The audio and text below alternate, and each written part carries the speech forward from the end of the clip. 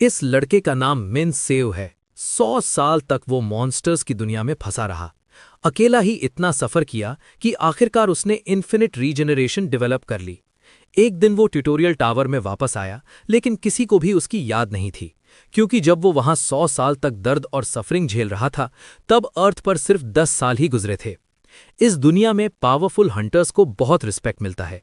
उसने ट्यूटोरियल के मॉन्स्टर्स को आसानी से डिस्ट्रॉय कर दिया, जिससे पूरी दुनिया शॉक हो गई। अब उसके पास हंड्रेड्स ऑफ ईयर्स का एक्सपीरियंस है और वो दूसरे प्लेयर्स की एबिलिटीज भी एक्सट्रैक्ट कर सकता है। ये प्रूव करता है कि नरक जैसे 100 साल ने उसे तोड़ नहीं दिया, बल्कि उसे इंसानों में एक गॉड जैसा बना दिया। तब एक आवाज गूंजती है जो स्टार के बारे में बोलती है, जो 100 साल पहले डीमन वर्ल्ड में गिरा था। वो आवाज उस यंग मैन को बताती है कि अब वो अपनी अजीब पावर से उस दुनिया के साथ नहीं खेल पाएगा। फिर एक ड्रैगन उस मॉर्टल से पूछता है कि उसकी विश क्या है, वो यहाँ क्यों आया है। सांस फूलते हुए यंग मैन जवाब देता है कि वो बस अपनी दुनिया, अपने घर वापस जाना चाहता है। ड्रैगन को लगता है कि किसी ऐसे इंसान के लिए जिसने अपनी जान रिस्क में डाली, ये बहुत छोटी विश है। वो कहता है कि चाहे ये विश यूजलेस हो, लेकिन उसका रास्ता सही जगह तक आया है। फिर ड्रैगन रिवील करता है कि घर वापस जाने वाला क्रिस्टल उसके दिल के अंदर है। प्रोटैगनिस्ट कहता है कि ड्रैगन शायद इमेजिन भी नहीं कर सकता कि उसने उस क्रिस्टल के लिए कितनी तकलीफ झेली। उसने उस भयानक जगह में पूरे 100 साल फाइट किया, एक सेंचुरी सिर्फ सफरिंग की। ड्रैगन डिसाइड करता है कि वो उस पर थोड़ी मर्सी करेगा, और वो मर्सी ये होगी कि वो एक प्रिसाइज स्ट्राइक से उसकी पैथेटिक लाइफ खत्म कर देगा। लेकिन यंग मैन मुस्कुरा देता है और कहता है कि शायद अब सब खत्म करने का वक्त आ गया है। अचानक उसके बॉडी से एक इमेंस लाइट फूट पड़ती है और सीधा ड्रैगन की तरफ जाती है। ड्रैगन उस फ्लैश से सीधा हिट हो जाता है और शॉक हो जाता है। वो समझने की कोशिश करता है कि ये कौन सी डेंजरस लाइट है जो उसे कवर कर रही है। यंग मैन नोटिस करता है कि उसके वूंड्स बंद हो रहे हैं। वो सोचता है कि शायद ये हीलिंग पावर है, लेकिन ड्रैगन कहता है कि ये उससे भी आगे है, ये रीजेनरेशन है। बॉडी हील होने के बाद वो ड्रैगन को चैलेंज करता है, या तो तुम अपना हार्ट खुद निकाल लो, वरना मैं निकाल दूंगा। वो उसे 3 सेकंड्स देता है और वॉर्न करता है कि वो कोई ऑर्डिनरी वॉरियर नहीं है। ड्रैगन उसकी हीलिंग पावर देखकर शॉक हो जाता है और समझ नहीं पाता कि हो क्या रहा है। तब प्रोटैगनिस्ट बिना रहम के ड्रैगन का सिर एक ब्रूटल ब्लो से क्रश कर देता है। वो काउंट करते हुए कहता है कि वो और वेट नहीं कर सकता। एक हैवी थड के साथ ड्रैगन का जायंट बॉडी जमीन पर गिर जाता है, डिफीटेड। तब पता चलता है कि उसका नाम सू मिन है, एक हीलर क्लास हंटर। वो क्रिस्टल पकड़कर कंप्लेंट करता है कि 100 साल फाइट करने के बाद ये रिवॉर्ड काफी बकवास है। एक आवाज उसे चुप रहने को कहती है और बोलती है कि ये बहुत वैल्यूएबल आइटम है। वो बिना सोचे डायमेंशनल क्रिस्टल को हवा में उछालकर सीधा निकल जाता है। उसके तुरंत बाद उसके पैरों के नीचे एक मैजिक सर्कल अपीयर होता है जो पावरफुल एनर्जी से ग्लो करता है। वो खुश होकर सोचता है कि फाइनली इतने टाइम बाद वो अर्थ वापस जा रहा है। हीरो अपने डिसाइपल्स और सबसे इंपॉर्टेंट अपने भाई से मिलने का इंतजार नहीं कर सकता। एक ब्राइट फ्लैश के साथ उसका बॉडी एक अननोन फॉरेस्ट के बीच घास पर गिरता है। वो धीरे धीरे होश में आता है, अभी भी जर्नी से थोड़ा डिजी है। अचानक वो झटके से बैठकर चिल्लाता है जब उसे पता चलता है कि वो किसी अजीब जगह पर है। तब एक mysterious voice you free loader कहकर बुलाती है और पूछती है क्या वो फाइनली आ गया। वो वॉइस कहती है कि वो उसका फूड है और जल्दी करे क्योंकि वो उसके अंदर वॉमिट करना चाहती है। यंग मैन पोर्टल सिकनेस पर कमेंट करता है और होप करता है कि ये डिस्गस्टिंग पैरासाइट जल्दी डाइजेस्ट हो जाए। इरिटेटेड होकर वो क्रीचर को चुप रहने को कहता है, वरना वो खुद ही वॉमिट कर देगा। पैरासाइट पूछता है क्या वो अर्थ पर है। यंग मैन कहता है हाँ, लेकिन वो जगह को पहचान नहीं पा रहा। वो नोटिस करता है कि यहाँ माना का फ्लो काफी स्ट्रेंज है, बिल्कुल पोर्टल्स जैसा। अचानक उसका माना कम होने लगता है। पैरासाइट पूछता है क्या उसकी पावर फेक थी। हीरो डेस्पेयर में चिल्लाता है कि उसे यकीन नहीं हो रहा कि ये फिर हो रहा है। वो बताता है कि जर्नी का साइड इफेक्ट है और उसकी पावर सिर्फ 20% तक गिर गई है। पैरासाइट गुस्से में आ जाता है जब वो सुनता है कि उसे रिकवर होने में डेकेड्स लग सकते हैं। यंग मैन कहता है कि उसके पास अभी भी कुछ ट्रिक्स हैं, लेकिन तभी एक लड़की की स्क्रीम उन्हें इंटरप्ट कर देती है। एक लड़की भागते हुए दिखाई देती है जो कह रही है कि वो अपने कंपेनियन से अलग हो गई। उसके पीछे एक जाइंट ऑर्क एक्स लेकर भाग रहा है। लड़की डर के मारे भागते भागते गिर जाती है और हेल्प के लिए चिल्लाती है। उसके चेहरे पर डिस्पेयर आ जाता है जब वो सोचती है कि अब उसका एंड आ गया। तभी अचानक हमारा हीरो अपीयर होता है और मॉन्स्टर को रोक देता है। वो लड़की से ग्रिन के साथ एक्साइटेड होकर पूछता है, एक बात बताओ, क्या ये सच में प्लैनेट अर्थ है? लड़की पूरी तरह कंफ्यूज हो जाती है और डर के साथ बस हाँ में जवाब देती है। फिर वो उस लड़की से ईयर पूछता है और लड़की जवाब देती है 2037। ये सुनकर वो शॉक हो जाता है। उसने जो मॉन्स्टर एक ही ब्लो में मार दिया था, उसके बाद स्यूमिन कैलकुलेट करता है कि जब वो दूसरी दुनिया में 100 साल जी रहा था तब अर्थ पर सिर्फ 10 साल ही गुजरे हैं। फिर वो एक इंपॉर्टेंट सवाल पूछता है, कोरिया का करंट प्रेसिडेंट कौन है? जब लड़की उसका नाम बताती है तो यंग मैन एकदम फ्रीक आउट हो जाता है। वो चिल्लाता है कि उसे यकीन नहीं हो रहा कि वो बंदा प्रेसिडेंट बन गया। वो गुस्से में कहता है कि उस बास्टर्ड ने सच में लाइफ में इतना ऊपर तक चढ़ लिया। हंटर लड़की सोचती है कि क्या कोरिया में हीरोज खत्म हो गए हैं या फिर वो आदमी बस किसी और बनने का नाटक कर रहा है। हीरो फिर उस स्ट्रेंज माना को नोटिस करता है और लड़की से उसके बारे में पूछता है। लड़की एक्सप्लेन करती है कि वो लोग ट्यूटोरियल टावर के अंदर हैं, लेकिन ये बात हीरो को नहीं लगती है क्योंकि पहले ऐसा नहीं होता था। लड़की कहती है कि सिर्फ फर्स्ट जनरेशन हंटर्स को टावर की जरूरत नहीं पड़ती थी। फिर हीरो पूछता है कि टावर से बाहर निकलने में कितना टाइम लगता है। लड़की कहती है कि अब तक का रिकॉर्ड 3 वीक्स का है। ये सुनकर हीरो सोच में पड़ जाता है। तभी बुशेस से एक अजीब सी आवाज आती है और दोनों अलर्ट हो जाते हैं। अचानक एक जायंट टाइगर बुशेस से जंप करके उनके सामने आ जाता है, जिससे लड़की डर के मारे चिल्लाने लगती है। वो डिस्पेयर में कहती है कि ये ट्रॉलिगर है, एक बहुत ही डेंजरस मॉन्स्टर। हंटर लड़की सजेस्ट करती है कि वो दोनों भाग जाएं, लेकिन स्यूमिन को लगता है कि 3 वीक्स बहुत ज्यादा टाइम है। लड़की फिर भी इंसिस्ट करती है कि वो भागें, लेकिन हीरो सोचता है कि जर्नी की वजह से उसका बॉडी अभी भी वीक है। जब बीस्ट जोर से रोर करता है तो हीरो डिसाइड करता है कि उसे थोड़ा आराम से फाइट करना पड़ेगा, जिससे लड़की और पैनिक हो जाती है। अचानक वो लड़की को साइड में पुश करता है और पूरी फोर्स के साथ मॉन्स्टर के फेस पर एक डेवास्टेटिंग पंच मार देता है। लड़की शॉक में पड़ जाती है। हीरो कैजुअली कहता है कि पूरी टावर क्लियर करने में उसे सिर्फ 5 दिन लगेंगे। स्यूमिन कॉन्फिडेंटली बोलता है कि उसके लिए इतना टाइम काफी से भी ज्यादा है। सीन शिफ्ट होता है एक ऑफिस में, जहां एक आदमी को इन्फॉर्म किया जाता है कि एक ग्रुप टावर से वापस आया है। वो पूछता है क्या ये वही टीम है जो 8 वीक्स पहले टावर में गई थी, और कहता है कि उनका टाइम काफी रीजनेबल है। लेकिन उसका सबऑर्डिनेट बताता है कि जो लोग बाहर आए हैं उनमें से एक मेंबर बिगिनर्स में से नहीं है, और प्रॉब्लम यह है कि उस आदमी का कोई रिकॉर्ड भी नहीं मिल रहा। एम्प्लॉय बताता है कि ये अननोन न्यूकमर काफी कंफ्यूजन क्रिएट कर रहा है। जब चीफ रिपोर्ट देखता है तो उसकी आंखें शॉक से खुल जाती हैं।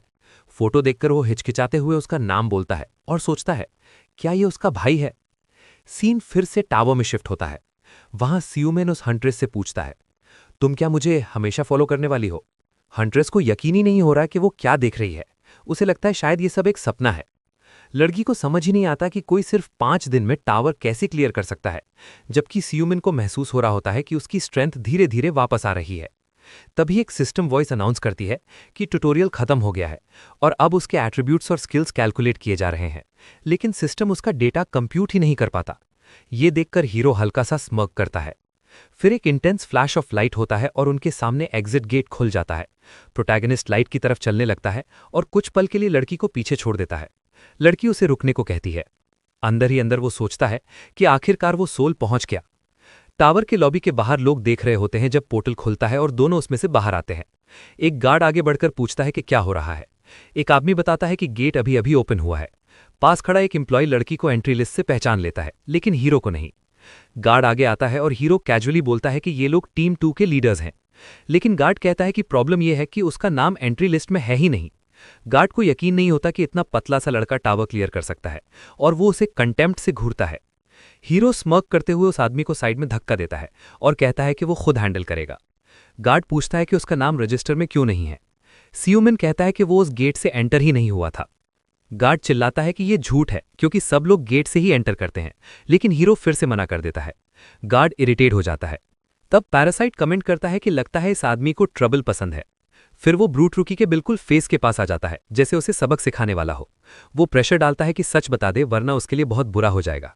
गार्ड अपना पेशेंस खो देता है और चिल्लाता है कि अगर वो नहीं बोला तो उसकी जिंदगी की सबसे बुरी पिटाई होगी, लेकिन प्रोटैगनिस्ट बस मॉकिंग स्मर्क देता है। वो गार्ड से कहता है, चुप हो जा, तुम्हारी सांस बहुत बदबू मार रही है। ये सुनकर गार्ड शॉक हो जाता है। स्यूमिन अपनी नेक क्रैक करता है और पूछता है, सच में पिटना चाहते हो क्या? फिर वो उसे फाइट के लिए चैलेंज करता है और फिर से कहता है कि अपना मुंह बंद रखे क्योंकि उसमें से नरक जैसी बदबू आ रही है। ब्रूट गुस्से से लाल हो जाता है। वो गाली देते हुए पंच मारने के लिए लंच करता है, लेकिन हीरो आसानी से उसका पंच पकड़ लेता है और ऊपर से उसे माउथ ब्रीदर कहकर इंसल्ट करता है। पास खड़े एम्प्लॉयज शॉक में रह जाते हैं, जैसे उनकी आंखें फट गई हो। अगला सीन दिखाता है कि सारे गार्ड जमीन पर पड़े हुए हैं। दो ऑफिशियल्स पूछ रहे होते हैं कि यहाँ अभी हुआ क्या। एक एम्प्लॉय बताता है कि उस आदमी ने सिक्योरिटी के साथ फाइट की। बॉस पूछता है कि वो अभी कहाँ है। गिल्ड लीडर सीजियोन मिन पूछता है कि क्या सिक्योरिटी कैमराज ने सब रिकॉर्ड किया। उन्हें कंफर्म किया जाता है कि रिकॉर्डिंग है। वीडियो में दिखाया जाता है कि हीरो गार्ड्स को बिल्कुल आसानी से उठा उठाकर फेंक रहा है, जैसे वो डॉल्स हों।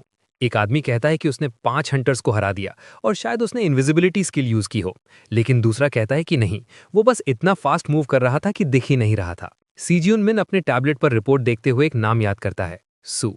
फोटो देखकर वो कंफर्म करता है कि ये वही है, बिल्कुल वैसा ही जैसे 10 साल पहले था। बिना हेजिटेशन के वो अपने सबऑर्डिनेट्स को ऑर्डर देता है कि उस पर बाउंटी लगा दी जाए और सारे गिल्ड मेंबर्स उसे ढूंढने निकले। अकेले में वो सोचता है कि उसका भाई इतने सालों तक कहाँ था, क्या उसे किडनैप किया गया था या वो खुद भाग गया था। वो लगातार सोचता रहता है कि उसका भाई अगला स्टेप क्या लेगा। सीन चेंज होता है। अब सुन उस लड़की से बात कर रहा है जो हीरो के साथ टावर से बाहर आई थी। वो पूछता है क्या उसने टावर क्लियर किया। लड़की कहती है हाँ, लेकिन असल में वो उस लड़के के साथ पिगी बैक करके ही क्लियर कर पाई। वो गैस करता है कि उसे कोई अच्छा स्किल मिला होगा। लड़की बताती है कि उसे रैंक A1 स्किल मिला है। सीजियोन मिन सोचता है कि उसे रिक्रूट करना वर्थ है और उसे इंपीरियम गिल्ड ज्वाइन करने का ऑफर देता है। लड़की एक्साइटमेंट से पागल हो जाती है। उसे यकीन ही नहीं होता कि फेमस इंपीरियम गिल्ड उसे ज्वाइन करना चाहती है। वो तुरंत हाँ कर देती है, लेकिन तभी एक मिस्टीरियस वॉइस बोलती है कि इंपीरियम गिल्ड तो ज्यादा स्ट्रीट गैंग जैसी लगती है। सीजियोन इरिटेट होकर मुड़ता है और कहता है कि अपनी जुबान संभाले। ये सुनकर लड़की भी शॉक हो जाती है। तभी एक व्हाइट हेयर हंटर वहां आता है और सार्कास्टिकली अपॉलॉजी देता है। वो अपना इंट्रोडक्शन देता है, जियोन रियू, गुंगान गिल्ड का मास्टर। वो दूसरे आदमी को बहुत सेंसिटिव कहकर चढ़ाता है।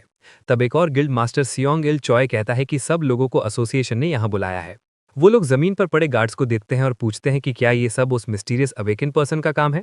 जियोन क्राउच करके कहता है कि जिसने भी ये किया है उसने काफी ड्रामेटिक एंट्री ली है और काफी मैसी भी। शियोंग अग्री करता है और कहता है कि उन्हें उस आदमी को जल्दी ढूंढना होगा क्योंकि वो बहुत वैल्यूएबल हो सकता है। वो एडमिट करता है कि वो उस आदमी को रिक्रूट करना चाहता है। जियोन हंस पड़ता है और प्रपोज करता है कि रेस करते हैं, देखते हैं कौन उसे पहले ढूंढता है। वो कहता है फाइंड अस कीपर्स, और शायद इस कंपटीशन में थोड़ा रफ भी हो सकता है। सीजोन मैन पूरी सिचुएशन को बस चुपचाप देख रहा होता है। उसके चेहरे पर एक बहुत ही अनफ्रेंडली एक्सप्रेशन होता है। संगिल सजेस्ट करता है कि सब लोग अलग अलग होकर सर्च करें। तब जीवन लड़की को अपना कार्ड देता है, जिससे वो थोड़ी सरप्राइज्ड हो जाती है। वो हाथ हिलाकर गुड बाय कहता है और बोलता है कि जल्द ही सबसे कांटेक्ट करेगा। सीजोन मिन कंटेम्प्ट से स्कॉफ करता है। उसे लगता है कि जीवन असल में कुछ भी नहीं करेगा। बाहर एक ब्लू हेड यंग मैन अपने मास्टर का वेट कर रहा होता है। थोड़ी देर बाद जीवन वहां आ जाता है। यंग मैन पूछता है कि बातचीत ठीक से हुई या नहीं। जीवन उससे कहता है कि हंटर्स को इकट्ठा करो, उन्हें किसी को ढूंढना है। यंग मैन पूछता है कि किसे ढूंढना है। उसका मास्टर एक मिस्टीरियस स्माइल देता है, फिर थोड़ी डार्क एक्सप्रेशन के साथ कहता है कि असल टारगेट सीजोन मिन की फैमिली है। सीन चेंज होता है। अब हमारा हीरो भीड़ भाड़ वाली सिटी स्ट्रीट्स पर अकेला चल रहा होता है। पैरासाइट कंप्लेन करता है कि 100 साल बाद सबसे पहला काम जो वो कर रहा है वो चिकन खाना है। लेकिन यंग मैन बड़े मजे से चिकन खा रहा होता है और पैरासाइट को बोलता है कि चुप हो जा, उसे अपनी ह्यूमैनिटी रिचार्ज करनी है। स्ट्रीट पर चलते हुए पैरासाइट पूछता है कि अब वो लोग कहाँ जा रहे हैं। हीरो सीरियस टोन में कहता है कि इसका आंसर तो ऑब्वियस है। दूर देखते हुए वो कहता है कि सिर्फ एक ही जगह है जहां उसे जाना है, उसका घर। वो एक पुराने घर के सामने रुकता है और कंफर्म करता है कि ये उसका पुराना घर था। थोड़ी हेजिटेशन के साथ वो वुडन गेट खोलता है जो हिलते वक्त क्रीक की आवाज करता है। तब उसके दिमाग में एक आवाज गूंजती है, जैसे कोई उसे घर वापस आने पर वेलकम कर रहा हो। एक फ्लैशबैक में वो याद करता है कि कैसे उसके पेरेंट्स उसे एक लंबे दिन के बाद घर पर वेलकम करते थे। उसे अपना छोटा भाई भी याद आता है जो माँ की आवाज पर एक्साइटेड होकर भागता हुआ आता था। वो एक खुश फैमिली डिनर की मेमोरी होती है जहां सब लोग साथ बैठकर खुश होते थे। लेकिन रियलिटी बिल्कुल अलग है। घर पूरी तरह से उजड़ चुका होता है। हर जगह खाली बॉटल्स और स्पाइडर वेब्स पड़े होते हैं जो उस जगह की उदासी और बर्बादी दिखा रहे होते हैं। हीरो कुछ नहीं बोलता, बस चुपचाप उस मैस को देखते रहता है। उसके चेहरे पर एक सैड और लॉस्ट एक्सप्रेशन होता है। वो पोर्च पर लेट जाता है और गहरी सांस लेकर कहता है कि उसे अपने पेरेंट्स के चेहरे भी याद नहीं रहे। वो सोचता है कि लोग कहते हैं कि भूल जाना एक ब्लेसिंग होता है, लेकिन उसके लिए ये एक कर्स बन गया। 100 साल तक वो लगातार फाइट करता रहा। उसका बॉडी बूढ़ा होना बंद हो गया और धीरे धीरे उसकी सेंसेस भी डल होने लगी। उसे डर था कि कहीं उसकी आइडेंटिटी ही मिट ना जाए, इसलिए वो अपनी मेमोरीज को डेस्परेटली पकड़कर बैठा रहा। उसने अपने भाई और अपने प्रेशियस डिसाइपल्स की मेमोरीज को कस के पकड़ कर रखा। पास्ट बनने के बजाय ये मेमोरीज ऑब्सेशन और रिग्रेट का टारगेट बन गई। लेकिन फिर भी वो ठीक था, क्योंकि यही मेमोरीज उसे पूरे 100 साल तक सेन रखती रहीं। पैरासाइट कंप्लेन करता है कि यहाँ बहुत ठंड है। हीरो उसे याद दिलाता है कि डीमन वर्ल्ड में चिकन तो मिलता ही नहीं था। फिर वो वार्न करता है कि वो वहां ज्यादा देर नहीं रुकेगा और अब उन्हें निकलने का टाइम हो गया है। यंग मैन डिसाइड करता है कि नेक्स्ट स्टेप अपने डिसाइपल से मिलना है और देखना है कि पिछले 10 सालों में उन्होंने क्या किया। वो ये भी होप करता है कि उसका भाई सीजुन ठीक हो। लेकिन तभी कोई जोर से चिल्लाता है, मिल गया वो। अचानक हंटर्स का एक ग्रुप वहां आ जाता है। हीरो कैजुअली कहता है कि आखिरकार तुम लोग आ ही गए। उनका लीडर अपना इंट्रोडक्शन देता है और पूछता है कि क्या टावर के एग्जिट पर फाइट शुरू करने वाला वो ही था। एक और बंदा सरकास्टिकली आगे आता है और पूछता है, क्या उसके लिए मेडल चाहिए तुम्हें? हीरो बिल्कुल इंप्रेस नहीं होता। वो लोग इरिटेट होकर कहते हैं कि वो गुंगांग गिल्ड से हैं। लेकिन यंग मैन कहता है कि उसे उनके नाम से कोई फर्क नहीं पड़ता। एक हंटर उसे थ्रेटन करता है। हीरो जवाब देता है कि उसे चलना नहीं, 4 पैरों पर चलना चाहिए, क्रॉल करना नहीं। फिर वो और टॉन्ट करता है, तुम गोरिल्ला जैसे लगते हो तो वैसे ही मूव करो। हंटर गुस्से से भर जाता है और कहता है कि अब बस हो गया, अब वो उसे सबक सिखाएगा। उसकी बॉडी से ग्रीन ग्लो निकलता है और वो पावरफुल स्ट्राइक के साथ हीरो के फेस पर अटैक करता है। लेकिन अटैक सीधा वॉल पर लगता है क्योंकि हीरो अमेजिंग स्पीड से डॉज कर लेता है। अग्रेसर गुस्से में मुड़ पर चिल्लाता है, तुमने किसको गोरिल्ला बोला? उसके फ्रेंड्स हंसने लगते हैं और कहते हैं कि बंदा तो पॉकेट में हाथ डाले ही नॉकआउट हो गया। फिर पता चलता है कि उसका स्किल मर्क्यूरी है, जो यूजर की स्पीड को डबल कर देता है। पैरासाइट पूछता है कि क्या वो ये स्किल खाना चाहेगा? हीरो कहता है हाँ, क्योंकि ये पहला स्किल है। ये सुनकर हीरो अचानक जंप करता है, जिससे रेड हेड हंटर कंफ्यूज हो जाता है। एक ब्लिंक के अंदर हीरो उसके पीछे अपीयर हो जाता है।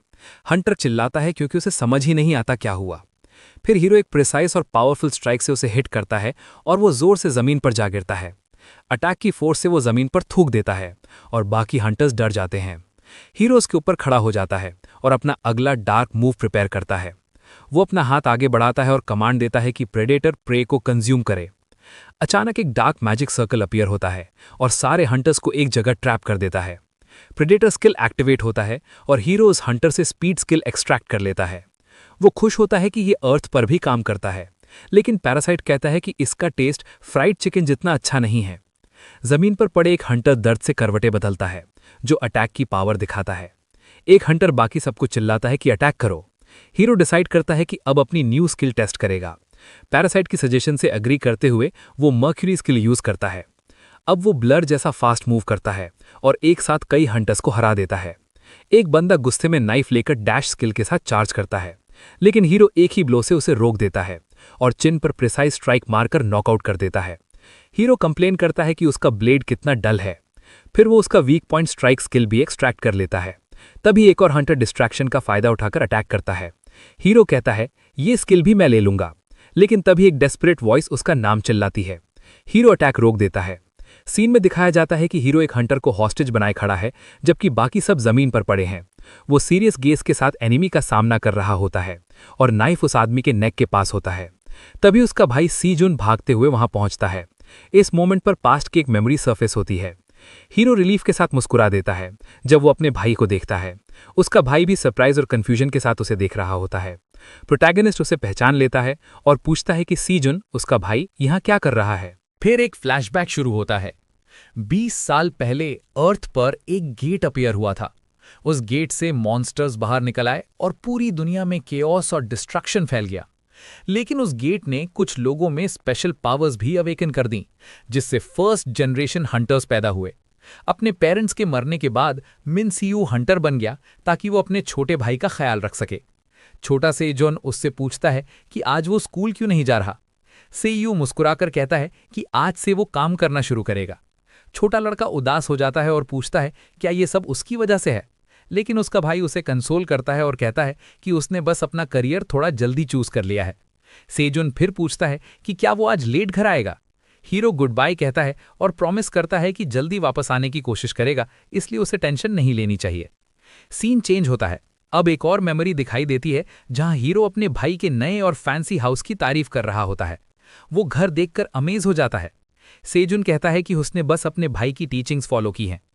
अपने थॉट्स में सेजुन रिवील करता है कि उसने ये घर इसलिए खरीदा था ताकि जब उसका भाई वापस आए तो वो यहां रह सके। हीरो एक्साइटेड हो जाता है कि उसके पास अपना रूम भी होगा। उसका भाई सोचता है कि शायद उसके लिए सब कुछ बहुत टफ रहा होगा। सेजुन इमोशनल हो जाता है और कहता है कि उसके बात करने का तरीका देखकर लगता है कि ये सच में वही भाई है जिसे वो जानता था। सेजुन उसके पास आता है और पूछता है कि वो इतने सालों तक कहाँ था और अभी क्यों वापस आया। हीरो मुस्कुराकर कहता है कि बैठो, उसके पास 100 साल की कहानियां हैं सुनाने के लिए। अब दोनों लिविंग रूम में बैठे होते हैं। बड़ा भाई अपनी लंबी जर्नी का समरी बताना शुरू करता है। वह एक्सप्लेन करता है कि उसे दूसरी दुनिया में भेज दिया गया था, जहां उससे एक पैरासाइट मिला जो स्किल्स एक्सट्रैक्ट कर सकता है। उस पैरासाइट की हेल्प से उसने ड्रैगन को हरा दिया और क्रिस्टल का यूज करके फाइनली अर्थ वापस आ गया। स्टोरी फिनिश करते हुए वो खाना खाता रहता है और कहता है कि अब वो प्रेडेटर पैरासाइट उसके बॉडी के अंदर ही रहता है। सेजुन थोड़ा डर जाता है और पूछता है कि क्या वो पोजेस्ड हो गया है, लेकिन उसका भाई कहता है कि नहीं, ये बस एक पैरासाइट है। वो अपने छोटे भाई को काम करने की कोशिश करता है और कहता है कि उसे पता है ये सब सुनने में क्रेजी लगता है, लेकिन वो बिल्कुल सेन है। ये सुनकर सेजुन कहता है कि वो उस पर ट्रस्ट करता है और अभी के लिए बस वो खुश है कि उसका भाई वापस आ गया। लेकिन फिर वो सीरियस हो जाता है और पूछता है कि वो बास्टर्ड दे साउ चॉई प्रेसिडेंट कैसे बन गया। उसका भाई एक्सप्लेन करता है कि उस आदमी ने सबका क्रेडिट चुरा लिया और उसी का यूज करके पावर तक पहुंच गया। ये सुनकर सेयू गुस्से में अपने दांत भींच लेता है। सेजुन सोचता है कि अब उनके पुराने राइवल का नेक्स्ट मूव क्या होगा। फिर वो पूछता है कि जो लोग उस पर अटैक करने आए थे, क्या वो उस वन आइड रैट के हेंचलेन थे। लेकिन उसका भाई मना कर देता है और बताता है कि वो लोग एक अलग गिल्ड से थे। वो एक्सप्लेन करता है कि दुनिया में 7 मेजर गिल्ड्स हैं और उनका गिल्ड इंपीरियम भी इसी एलीट ग्रुप का पार्ट है। सेजुन बताता है कि गुआंग गैंग भी उन्हीं मेजर गिल्ड्स में से एक है। हीरो नोटिस करता है कि ये बात करते वक्त उसका भाई काफी इरिटेटेड लग रहा है। फिर वो मौका देखकर पूछता है कि उसके पुराने डिसाइपल्स का क्या हुआ। उसका भाई बताता है कि सब अपनी अपनी राहों पर चले गए और काफी टाइम से उसका उनसे कांटेक्ट नहीं हुआ। वो कहता है कि उनमें से एक वापस अपने घर चला गया, जबकि दूसरा उस बास्टर्ड दऊ के साथ अलायंस कर लिया। फिर प्रोटैगनिस्ट पूछता है आखिरी वाले डिसाइपल के बारे में। वो जानना चाहता है कि मिनजुन के साथ क्या हुआ। सेजुन एक घिम एक्सप्रेशन के साथ ट्रैजिक न्यूज बताता है, मिनजुन का मर्डर हो गया था। ये सुनकर सेयू शॉक हो जाता है और पूछता है कि किसने किया था ये सब। उसका भाई बताता है कि कल्प्रिट कभी नहीं मिला, क्योंकि उनके दोस्त की बॉडी ही गायब हो गई थी। उसे शक है कि कोई दूसरा हंटर इसमें इन्वॉल्व था। वो ये भी कहता है कि एक स्पेशल एजेंसी ने भी इन्वेस्टिगेशन की थी, लेकिन कोई रिजल्ट नहीं निकला। हीरो कंफ्यूज हो जाता है और पूछता है कि ये एजेंसी कौन सी थी। सेजुन एक्सप्लेन करता है कि वो एक इंटरनेशनल ऑर्गेनाइजेशन है जो हंटर्स और अवेकेंड लोगों के रिलेटेड क्राइम्स इन्वेस्टिगेट करती है। वो आगे बताता है कि उस एजेंसी के एम्प्लॉइज हमेशा फ्रंट लाइन्स पर काम करते हैं। शॉर्ट में वो एजेंसी हंटर्स और अवेकेंड लोगों के लिए एक स्पेशल पुलिस फोर्स जैसी है। हीरो की आंखों में एक अलग ही चमक आ जाती है। सेयू पूछता है कि क्या उसके भाई के उस एजेंसी में कोई कॉन्टैक्ट्स हैं। सेजुन कहता है हाँ, और वो हेल्प करने का ऑफर देता है। वो अपने भाई से कहता है कि अकेला मिशन पर जाकर रिस्क मत लो। प्रोटैगनिस्ट उसका शुक्रिया अदा करता है, लेकिन कहता है कि उसे सिर्फ इन्फॉर्मेशन नहीं चाहिए, बात उससे ज्यादा है। सेजुन कहता है कि हंटर्स का काम फाइट करना होता है, इन्वेस्टिगेशन नहीं, और उसका भाई अभी थोड़ा रेस्ट करे। लेकिन सेयू उसे बीच में ही रोक देता है। वो याद दिलाता है कि उसने पिछले 100 साल सिर्फ सर्वाइव करने के लिए फाइट किया है। एक डार्क एक्सप्रेशन के साथ वो कहता है कि अब ऐसा कोई काम नहीं है जो वो ना कर सके या ना करे। ये सुनकर उसका भाई चुप हो जाता है और धीरे से निगल लेता है, क्योंकि उसे याद आ जाता है कि लोग उसके भाई को कभी किस नाम से बुलाते थे। उसकी डिटर्मिनेशन देखकर सीजून फाइनली मान जाता है और कहता है कि वो एजेंसी के एक एडमिनिस्ट्रेटर से कांटेक्ट करेगा। उसे लगता है कि उसके भाई का ऑरा कुछ अलग हो गया है। तभी सीवू कंप्यूटर पर एक फेस पहचान लेता है। सीजून उसे आइडेंटिफाई करता है, लेकिन हीरो कहता है कि उस आदमी का असली नाम कुछ और है। सीन शिफ्ट होता है 2 दिन बाद, जहां एक आदमी गुस्से में रूम में घुसता है और रुकीज पर चिल्लाने लगता है। वो कंप्लेन करता है कि बॉसेस ने बिना प्रॉपर इवैल्यूएशन के एक नया रिक्रूट भेज दिया। फिर वो अपनी पुरानी कहानी शुरू कर देता है। कहता है कि उसके ज़माने में हंटर की लाइफ कितनी टफ थी। रुकीज ये स्टोरी ऑलरेडी 700 बार सुन चुके हैं, लेकिन बॉस फिर भी रिपीट करता है। वो बोस्ट करता है कि उसकी टीम ऑलमोस्ट डिस्ट्रॉय हो गई थी जब उनका एस मरने वाला था। तभी एक इंसेनली पावरफुल हीलर आया और सबको बचा लिया। वो याद कर रहा होता है कैसे उस हीलर ने उसे हील किया, तभी कोई उसका नाम लेके उसे इंटरप्ट करता है। हीरो आगे बढ़ता है और पूछता है कि उसने अपना नाम क्यों बदला। आदमी कंफ्यूज हो जाता है। हीरो स्मर्क के साथ पूछता है क्या वो उसे याद करता है, अपना सेवियर। टीम लीडर शॉक में सू मिन नाम लेता है और उसका निकनेम मैड डॉग चिल्लाता है। पास्ट का एक ग्लिम्स दिखता है जहां उसकी हीलिंग मैजिक की पावर क्लियरली दिख रही होती है। लीडर ऑकवर्ड हो जाता है और सीओ मिन को टीम का नया मेंबर इंट्रोड्यूस करता है। थोड़ा नर्वस होकर कहता है कि सब लोग इसे जो भी इंफॉर्मेशन चाहिए हो दे दें, टीम के 2 मेंबर्स को बॉस का बिहेवियर अजीब लगता है और एक पॉइंट आउट करता है कि ये रिक्रूट कोई नॉर्मल बंदा नहीं है। तभी बॉस एक लड़की पर चिल्लाता है और सबको कॉन्फ्रेंस रूम में बुलाता है। वॉक करते वक्त सब सोच रहे होते हैं कि क्या ये नया बंदा एस रैंक हंटर है। टीम उसे इंप्रेस करने की कोशिश करती है, कॉफ़ी ऑफर करते हैं, यूनिफॉर्म देते हैं, लेकिन वो सिर्फ कॉफ़ी मांगता है। डेटा एडमिनिस्ट्रेटर पूछती है बॉस से कि कौन सी इन्फॉर्मेशन देनी है। प्रोटैगनिस्ट सीधा बोलता है कि सब डेड हंटर्स का डेटा ऑर्गेनाइज करके दे दो। ये सुन के वो लड़की शॉक हो जाती है, लेकिन लीडर उसे ऑर्डर देता है कि बिना कंप्लेन किए काम करे। वो सोचती है कि उसे समझ ही नहीं आ रहा कि बॉस को क्या हो गया है। फिर वो पूछती है क्या सिर्फ Hunter on Hunter homicide cases का डेटा चाहिए। हीरो कंफर्म करता है और कहता है कि उन सब किलर हंटर्स की लिस्ट भी चाहिए जो अभी तक फ्री घूम रहे हैं। हीरो सोचता है कि सिर्फ एक हाई लेवल अवेकेंड ही उसके डिसाइपल को मार सकता था। अब उसका मेन गोल है किलर को ढूंढना। लड़की पूछती है डेटा कहाँ भेजना है और हीरो कहता है उसके फोन पर सेंड कर दो। तभी कॉन्फ्रेंस रूम का डोर नॉक होता है। एक आदमी आके बताता है कि पुलिस ने गैंग वॉर के लिए बैकअप मांगा है। लीडर पहले कैजुअली लेता है, कहता है कि बस छोटे मोटे क्रिमिनल्स होंगे, लेकिन फिर बताया जाता है कि एक गैंग का नाम सरबरस है। ये सुनते ही एटमॉस्फेयर सीरियस हो जाता है। हीरो पूछता है सरबरस क्या है और लड़की एक्सप्लेन करती है कि ये एक नोटोरियस गैंग है जो हंटर ट्रैफिकिंग में भी इन्वॉल्व है। ये सुन के प्रोटैगनिस्ट तुरंत कहता है कि वो भी मिशन पर साथ चलेगा इन्वेस्टिगेशन के लिए। बॉस बिना हेजिटेट किए मान जाता है और उसे साथ ले जाता है। हीरो जैकेट पहनते हुए कहता है कि एज अ रिक्रूट उसे अपने सुपीरियर पर नजर रखनी चाहिए। सीन शिफ्ट होता है एक डिस्ट्रॉयड बार पर, जहां गंग हो, सरबरस का सेकेंड इन कमांड, अपनी विक्ट्री का घमंड कर रहा होता है। वो खुद को इनविंसिबल शील्ड कहता है। तभी थर्ड इन कमांड जिन आता है और क्रेडिट मांगता है। गंगो कहता है पहले उसे बीट करो तब रिकॉग्निशन मिलेगा। जिन प्रॉमिस करता है कि वो करेगा। गंगो फिर से ब्रैक करता है और एक सबऑर्डिनेट पूछता है क्या आप वो टेरिटरी मार्क कर सकते हैं। बॉस अनाउंस करता है कि आज से ये जगह सरबरस की टेरिटरी है, लेकिन अचानक एक मैसिव एक्सप्लोजन सब कुछ डिसरप्ट कर देता है और उनके एक आदमी को उड़ा देता है। जिन शॉक में पूछता है कौन है, क्योंकि उन्हें लगा था सब एनिमीज ऑलरेडी खत्म हो गए हैं। हीरो एजेंसी का नाम याद करने की कोशिश करता है और पैरासाइट करेक्ट करता है, HMCS। हीरो अपने आप को हंटर पुलिस इंट्रोड्यूस करता है और सबको तुरंत सरेंडर करने का ऑर्डर देता है। जिन पैनिक हो जाता है, सोचता है कि ये लोग बिना नोटिस हुए इतनी जल्दी कैसे आ गए। गैंग लीडर गुस्से में उसे फिल्दी पिक कहता है और अपनी नफरत दिखाता है। फिर वो एक हेंचमैन का सर क्रश कर देता है। जिन डर जाता है और पूछता है बॉस ने ये क्या कर दिया, अगर वो आदमी मर गया तो प्रॉब्लम हो जाएगी, लेकिन बॉस को कोई फर्क नहीं पड़ता। तभी प्रोटैगनिस्ट सडनली अपीयर होता है अपनी नेक क्रैक करता हुआ और गैंग लीडर को सरप्राइज कर देता है। ईविल ग्रिन के साथ वो उसे प्रोवोक करता है कि अपनी पावर और दिखाए। उसकी आंखें ग्लो कर रही होती हैं। गैंग मेंबर्स कहते हैं कि उन्होंने इस बंदे को पहले कभी नहीं देखा। जिन उसकी आंखों में कुछ अजीब नोटिस करता है। बॉस कंफ्यूज होता है कि ये बंदा सर्वाइव कैसे कर गया, लेकिन डिसाइड करता है कि अब उसे प्रॉपरली खत्म करेगा। गुस्से में वो अपना आर्मर स्किल एक्टिवेट करता है और चिल्लाता है कि इस बार वो उसे सच में मार देगा। सब लोग एक साथ हीरो पर चार्ज कर देते हैं, उसे हमेशा के लिए खत्म करने के लिए। अचानक वो आदमी खुद को एक अंधेरी जगह पाता है। नदी के दूसरी तरफ एक बूढ़ा आदमी खड़ा होता है। वो उसे आवाज देता है और बूढ़ा अजीब तरीके से हाथ हिलाता है। ये देखकर वो डिस्पेयर में चिल्लाने लगता है। गिर चुका गैंग लीडर हैलुसिनेट करने लगता है। उसे अपना दादाजी दिखाई देता है। इसी बीच हीरो उसे खत्म कर देता है। फिर बिना किसी इमोशन के उसके बाल पकड़कर कहता है अब उठ जा। बाकी सब जमीन पर पड़े होते हैं और हीरो लास्ट बचे हुए आदमी को बताता है कि अब पार्टी में सिर्फ वही बचा है। पैरासाइट बोलता है कि उस आदमी का स्किल काफी टेस्टी लग रहा है और प्रेडेटर को कहता है उसे कंज्यूम करने के लिए। वो आदमी चिल्लाता है कि वो लोग सिर्फ हेंचमैन हैं और हीरो से पूछता है कि वो ये सब क्यों कर रहा है। प्रोटैगनिस्ट ठंडी हंसी के साथ कहता है कि उसे पता है क्योंकि वो सब यूजलेस और इनकॉम्पिटेंट लगते हैं। वो आदमी समझ नहीं पाता और रीजन पूछता है।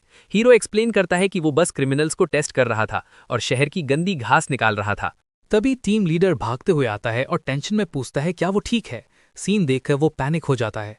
हीरो कंप्लेन करता है कि उन्हें आने में इतना टाइम क्यों लगा। वो बताता है कि उसने एक को जिंदा छोड़ा है और बाकी सबको ऑलरेडी मार दिया।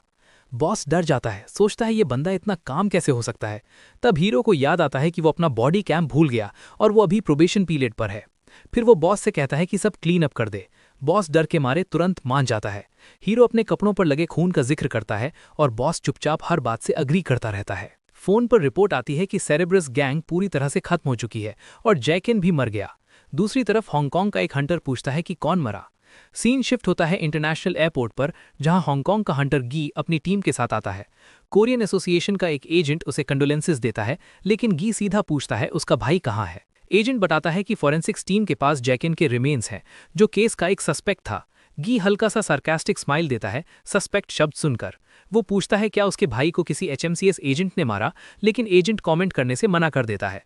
इरिटेटेड होकर गी पूछता है क्या वो फ्रीली बाहर जा सकता है, लेकिन एजेंट मना करता है, कहता है कि ये लॉ वायलेट करेगा और डिपोटेशन या फाइन भी हो सकता है। गी समझ जाता है कि वो चाहते हैं कि वो बस रिस्पेक्ट दे और जल्दी से वापस चला जाए। फिर वो अपने आदमी रियू को बुलाता है और ऑर्डर देता है कि जिस आदमी को वो ढूंढ रहे हैं उसे फाइंड करो। गी नफरत भरी नजर के साथ चल पड़ता है, कसम खाता है कि जो भी उसके भाई का किलर है उसका दिल निकाल लेगा। सीन कट होता है सूमिन पर। वो सीजुन से पूछता है क्या किसी ने मिंजुन का सामान चुरा लिया। सीजुन कंफर्म करता है, बताता है कि मर्डर के कुछ दिन बाद ही उसके घर से सब कुछ ले लिया गया। वो एक्सप्लेन करता है कि हर हंटर की माना यूनिक होती है और कल्प्रिट ने सब ट्रेसेस मिटाने के लिए ये किया। क्योंकि मिंजुन एक आर्कियोलॉजिस्ट था, इसलिए जो भी चीज उसकी माना कंटेन कर सकती थी सब ले ली गई। सूमिन डाउट करता है कि क्या किलर ने ही ये किया, शायद कोई नॉर्मल थीफ हो। सीजुन शॉक हो जाता है और मिसिंग आइटम्स की लिस्ट दिखाता है जो काफी वैल्यूएबल चीजों से भरी होती है। वो पूछता है कोई इतना रिस्क क्यों लेगा। सू कहता है कि अगर वो किलर होता और माना इरेज करना चाहता तो सीधा पूरा घर जला देता। सीजुन सजेस्ट करता है कि शायद कोई थीफ खाली घर में घुस गया हो। सू कहता है कि उसने फाइल्स में ऐसे केसेस देखे हैं। वो डिसाइड करता है कि वो फेंसेस यानी इलीगल डीलर्स को चेक करेगा। उसका भाई कहता है कि यह मुश्किल है क्योंकि केस पुराना हो चुका है, लेकिन सीओ कॉन्फिडेंट स्माइल के साथ कहता है कि चेक किए बिना पता नहीं चलेगा और वो रात तक वापस आ जाएगा। फिर थोड़ा एम्बैरेस्ड हो जाता है क्योंकि ज्यादा कॉन्फिडेंट बोल दिया। तभी प्रेडेटर कंप्लेन करता है कि कोई रिजल्ट नहीं मिल रहा और कहता है अब वो कंट्रोल लेगा। वो सार्कास्टिकली सूमिन को टॉन्ट करता है कि डेड एंड तक ले जाने के लिए थैंक्स। पास ही एक हेंचमैन आवाज सुन लेता है और अपने बॉस से पूछता है क्या उसने सुना। सूमिन तुरंत एक पिलर के पीछे छुप जाता है और उनकी बात सुनने लगता है। वो लोग बात करते हैं कि एचएमसीएस वाले फेंसेस पर रेड कर रहे हैं और कल एक को पकड़ लिया। हेंचमैन बताता है कि उन्हें वारंट की भी जरूरत नहीं होती और वो अवेकेंड क्रिमिनल्स को स्पॉट पर मार भी सकते हैं। वो सजेस्ट करता है कि वो लोग अपना माल छुपा दें क्योंकि मेन टारगेट हंटर से चुराया हुआ सामान है। तभी अचानक सूमिन सामने आ जाता है और चिल्लाता है कि वो सब कुछ कॉन्फिस्केट करेगा। हेंचमैन पैनिक हो जाता है और कहता है कि ये वही एचएमसीएस वाला आदमी है जो रेड्स कर रहा है। सूमिन उनसे जवाब मांगता है, लेकिन बॉस अपने आदमी पर अटैक करने का ऑर्डर देता है। आदमी घबराकर कहता है कि उसका स्किल कॉम्बैट के लिए नहीं है। अचानक और हेंचमैन भागते हुए आ जाते हैं, पूछते हुए कि बॉस ठीक है या नहीं और ये सब क्या हो रहा है। बॉस हंस पड़ता है और कहता है कि हीरो ने अकेले आके गलती कर दी, उसकी लाश समुद्र के नीचे मिलेगी। गली में चारों तरफ से घिरा हुआ सूमिन बस उन सबको शांत और सीरियस एक्सप्रेशन के साथ देखता रहता है, बिल्कुल भी डरा हुआ नहीं। वो उन्हें थैंक्स बोलता है कि उन्होंने उसका काम आसान कर दिया, अब उसे एक एक करके ढूंढना नहीं पड़ेगा। तभी उसके आसपास गोल्डन एनर्जी उभरने लगती है। सीईओ प्रेडेटर से कहता है कि वेकेशन खत्म और उसे बोलता है सबसे स्ट्रॉन्ग स्किल लोड करे। एंटिटी बदले में खाने की डिमांड करता है। ग्राउंड पर एक मैजिक सर्कल बनता है और डील एक्सेप्ट हो जाती है। जैसे ही एनर्जी और ज्यादा बढ़ने लगती है, ठग्स एक तेज फ्लैश से डर जाते हैं। तब सूमिन एक पावरफुल शॉक वेव उनकी तरफ अनलीश करता है। एक मैसिव गोल्डन ब्लास्ट आगे बढ़ता है, पूरी नैरो एली को फिल कर देता है। एक्सप्लोजन की रोशनी इतनी इंटेंस होती है कि सब कुछ अंधा सा दिखाई देता है, सिर्फ रॉ डिस्ट्रक्टिव पावर ही दिखाई देती है। इम्पैक्ट से आसपास की चीजें उड़ जाती हैं और ठग्स उस स्किल से इलेक्ट्रिक्यूट हो जाते हैं। जमीन पर पड़े कांपते हुए एक आदमी सियोमिन को घूरता है। सियोमिन कामली पूछता है अब रास्ता दिखाओगे। डर के मारे आदमी कांपने लगता है और पूछता है तू कौन सा मॉन्स्टर है। एक सिनिस्टर स्माइल के साथ सियोमिन कहता है मुझसे बात कर रहे हो। फिर वो अपना इंट्रोडक्शन देता है, मैड डॉग। प्रेडेटर खुद की तारीफ करता है, कहता है उसकी लीडरशिप में ही ये सब पॉसिबल हुआ, लेकिन सू बोलता है कि ये बस कोइंसिडेंस था। एंटिटी को एक ऑब्जेक्ट से माना फील होता है और सूमिन कंफर्म करता है कि उसे फाइनली मिंजुन का सामान मिल गया। उसे रिसर्च नोट्स मिलते हैं लेकिन वो मैजिकली लॉक्ड होते हैं, सिर्फ ओनर की माना से ही खुल सकते हैं। प्रेडेटर इरिटेट हो जाता है कि वो रीड नहीं कर पा रहे, लेकिन सीओ कहता है कि उसे बस बुक के अंदर की माना चाहिए थी। टाइम वेस्ट किए बिना वो अपना फोन निकालता है और जंगू से कॉल करता है। सूमिन बताता है कि उसने कुछ क्रिमिनल्स पकड़ के रखे हैं, उन्हें उठाने के लिए कार लेके आ जाए। कॉल कट करने के बाद वो कहता है कि अब उसे एक जगह जाना है और फिर वो सडनली हवा में गायब हो जाता है। सीन शिफ्ट होता है एक सीक्रेट जगह पर जहां फॉरबिडन टेक्निक्स और स्किल्स ओपनली ट्रेड होते हैं। ये एक न्यूट्रल ग्राउंड है जिसे सब एक्लिप्स सैंक्चुरी के नाम से जानते हैं। काफी बिजी और डेंजरस जगह। अंदर एक मिस्टीरियस औरत अपने कार्ड्स शफल कर रही होती है और अचानक उसे किसी पावरफुल प्रेजेंस का एहसास होता है। ग्रेट शेमन वुम्बिंग मुस्कुराती है, फील करते हुए कि एक बहुत ही वेलकम चेहरा उसकी तरफ आ रहा है। सूमिन नोटिस करता है कि ये जगह 10 साल में बिल्कुल नहीं बदली, लेकिन प्रेडेटर ऑलरेडी फाइट के लिए एक्साइटेड हो रहा होता है, सबको कंज्यूम करने के लिए रेडी। कोर्टयार्ड में मौजूद सब लोग उसे घूरने लगते हैं। क्लियरली उसकी प्रेजेंस इग्नोर नहीं की जा सकती। कोई वार्न करता है कि ये न्यूट्रल जोन है, यहाँ फाइट अलाउड नहीं है। तब वुम्बिंग उसे ग्रीट करती है, कहती है कि काफ़ी टाइम हो गया। एक इनवाइटिंग स्माइल के साथ कहती है कि वो उसका इंतज़ार कर रही थी और उसे अपने रूम में बुलाती है। अंदर जाके वो कहती है कि 10 साल में वो बिल्कुल नहीं बदला। सूमिन भी सेम बात उसके लिए बोलता है। वुम्बिंग क्यूरियस होकर पूछती है कि वो इतने सालों तक वापस क्यों नहीं आया, लेकिन सूमिन सीधा उसकी बात कट करता है। जर्नल टेबल पर रखते हुए कहता है कि इस आइटम से माना एक्सट्रैक्ट कर दो। उसकी डायरेक्टनेस देखकर वुम्बिंग थोड़ा अम्यूज होती है और तुरंत काम एक्सेप्ट कर लेती है, क्योंकि ये उसका फेवरेट काम है। रिचुअल स्टार्ट करने के लिए वो एक चैलिस और डैगर निकालती है और कहती है कि जो करना है उसे पता है। बिना हेजिटेशन के सूमिन डैगर उठाता है और अपना हाथ काट देता है। खून चैलिस में टपकने लगता है। माना को उसकी ओरिजिनल स्टेट में वापस लाना ऑलमोस्ट इम्पॉसिबल होता है। वुम्बिंग की एबिलिटी माना रिवाइंड इम्पॉसिबल चीजें कर सकती है, जैसे करी के इंग्रेडिएंट्स को अलग अलग कर देना। जब वो बुक पकड़ती है, पता चलता है कि ऐसे स्किल्स फॉरबिडन मेथड्स यूज करते हैं और नेचुरल लॉस तोड़ते हैं। इसीलिए क्रिमिनल्स के बीच ये बहुत डिमांडेड होते हैं और हमेशा सर्विलेंस में रखे जाते हैं। वुम्बिंग काम फिनिश करती है और उसके खून की तारीफ करती है, लेकिन प्रेडेटर उसे काफी सिनिस्टर और स्कैरी फील करता है। सूमिन कैजुअली उसका थैंक्स करता है और एक गोल्डन लाइट बनाकर टिप दे देता है। वुम्बिंग पूछती है क्या वो अभी ही जा रहा है, लेकिन सीओ कहता है कि वो बिजी है और बाद में वापस आएगा। वो हल्की सी हंसती है, सोचती है कि ये बंदा अभी भी उतना ही मिस्टीरियस है। कार में बैठकर प्रेडेटर बोलता है कि वो कभी वापस नहीं आएगा वहां। सू पूछता है आज इतना इरिटेट क्यों है। उसे लगता है ये सब ओवर रिएक्शन है, सिर्फ थोड़ा सा खून ही तो लिया था। फिर सूमिन अनाउंस करता है कि अब वो लोग एंशिएंट हिस्ट्री रिसर्च सेंटर जा रहे हैं। वो रिवील करता है कि वही जगह है जहां मिनजुन का मर्डर हुआ था। प्रेडेटर ट्रेसपासिंग का कंप्लेन करता है, लेकिन सियोमिन बताता है कि ये जगह इंपीरियम की प्रॉपर्टी है। सीरियस एक्सप्रेशन के साथ वो याद करता है कि मिनजुन की डेथ ने सबको कितना अफेक्ट किया था और आज तक उस पर असर है। डिटर्मिन्ड होकर वो कहता है कि वो उस दिन क्या हुआ था ये सच जान के रहेगा। प्रेडेटर पूछता है क्या वो सच में वो स्किल यूज करेगा। सेमिन बिना हेजिटेट किए हाँ कहता है और माना रिकॉल एक्टिवेट करता है, एक स्किल जो किसी के माना से इमोशंस को मटीरियलाइज करती है। वुम्बिंग से लिया गया माना वायल से निकलकर पूरे एरिया में स्प्रेड हो जाता है। धीरे धीरे पास्ट के विजुअल्स उसके सामने फॉर्म होने लगते हैं। प्रेडेटर कंप्लेन करता है कि माना कम है, इसलिए इमेज ब्लरी है। सियोमिन कहता है कि ये स्किल मेमोरीज नहीं, इमोशंस दिखाती है। सीरियस होकर वो एनालाइज करता है और कहता है कि मिनजुन बिल्कुल वीक नहीं था। इसका मतलब अटैकर बहुत ही पावरफुल था जो उसे इतनी जल्दी हरा सका। तभी फॉलन मिनजुन की इमेज कुछ बोलने लगती है, जो सियोमिन का ध्यान खींच लेती है। वो ध्यान से सुनता है, ऑर्डर ऑफ वीआई जैसा कुछ सुनाई देता है। वो सोचता है क्या ये किसी वीआईपी का ऑर्डर था। फिर एक मिस्टीरियस अटैकर का शैडो दिखता है जो डार्क हुड में कंप्लीटली छिपा हुआ है। प्रोजेक्शन रिवील करता है कि ये कोई नॉर्मल वीआईपी नहीं, बल्कि किसी और भी पावरफुल इंसान के ऑर्डर्स थे। सियोमिन सोचता है क्या मिनजुन किसी और ऑर्गेनाइजेशन के लिए काम कर रहा था। प्रेडेटर पूछता है क्या वो ठीक है। एंटिटी को याद आता है कि सियोमिन ने अपने डिसाइपल्स के बारे में 1 सेंचुरी तक बात की थी और वापस आते ही उन्हें ढूंढने लगा था। उसे अजीब लगता है कि इतना सब होने के बाद भी उसने एक आंसू तक नहीं बहाया। सियोमिन मजाक में कहता है कि उसने नेटफ्लिक्स देखकर पोएट बनना सीख लिया है, लेकिन प्रेडेटर उसके इमोशंस फील कर लेता है और पूछता है कि वो सब छुपा क्यों रहा है। सोमिन बस कहता है कि वो ठीक है, शायद 1 सेंचुरी तक लड़ते लड़ते उसका दिमाग थोड़ा टूट गया है। तभी दरवाजा खुलता है और एक मास्क्ड आदमी अंदर आता है। उसका नाम कंफर्म करता है। वो कहता है कि उसे ढूंढना मुश्किल था, कोई उससे मिलने के लिए बहुत ईगर है। सियोमिन अपने हाथ फोल्ड करता है और सोचता है कि बंदा काफी कॉन्फिडेंट है, सिर्फ 6 हेंचमैन के साथ आया है। मास्क्ड आदमी 1 सेकंड के लिए शॉक होता है, लेकिन फिर अपने आप को कंपोज करता है। वो सीधा पॉइंट पर आता है और कहता है कि हंटर के पास सिर्फ 2 चॉइसेस हैं, या तो वो पीसफुली सरेंडर करे या फाइट करके अपना एक हाथ गवा के जबरदस्ती ले जाया जाए। सियोमिन कहता है कि वो अपने हाथ रखना पसंद करेगा और सरेंडर जैसा पोज बना देता है। लीडर उसे सच में सरेंडर समझ लेता है और अपने आदमी को ऑर्डर देता है कि उसे बांध दो। हेंचमैन आगे बढ़ता है, लेकिन अचानक एक डार्क शैडो उस पर अटैक करता है। वो दर्द से चीख उठता है। सियोमिन स्माइल करता है और कहता है कि वो अपने हाथों का यूज करके ही उन्हें खत्म करेगा।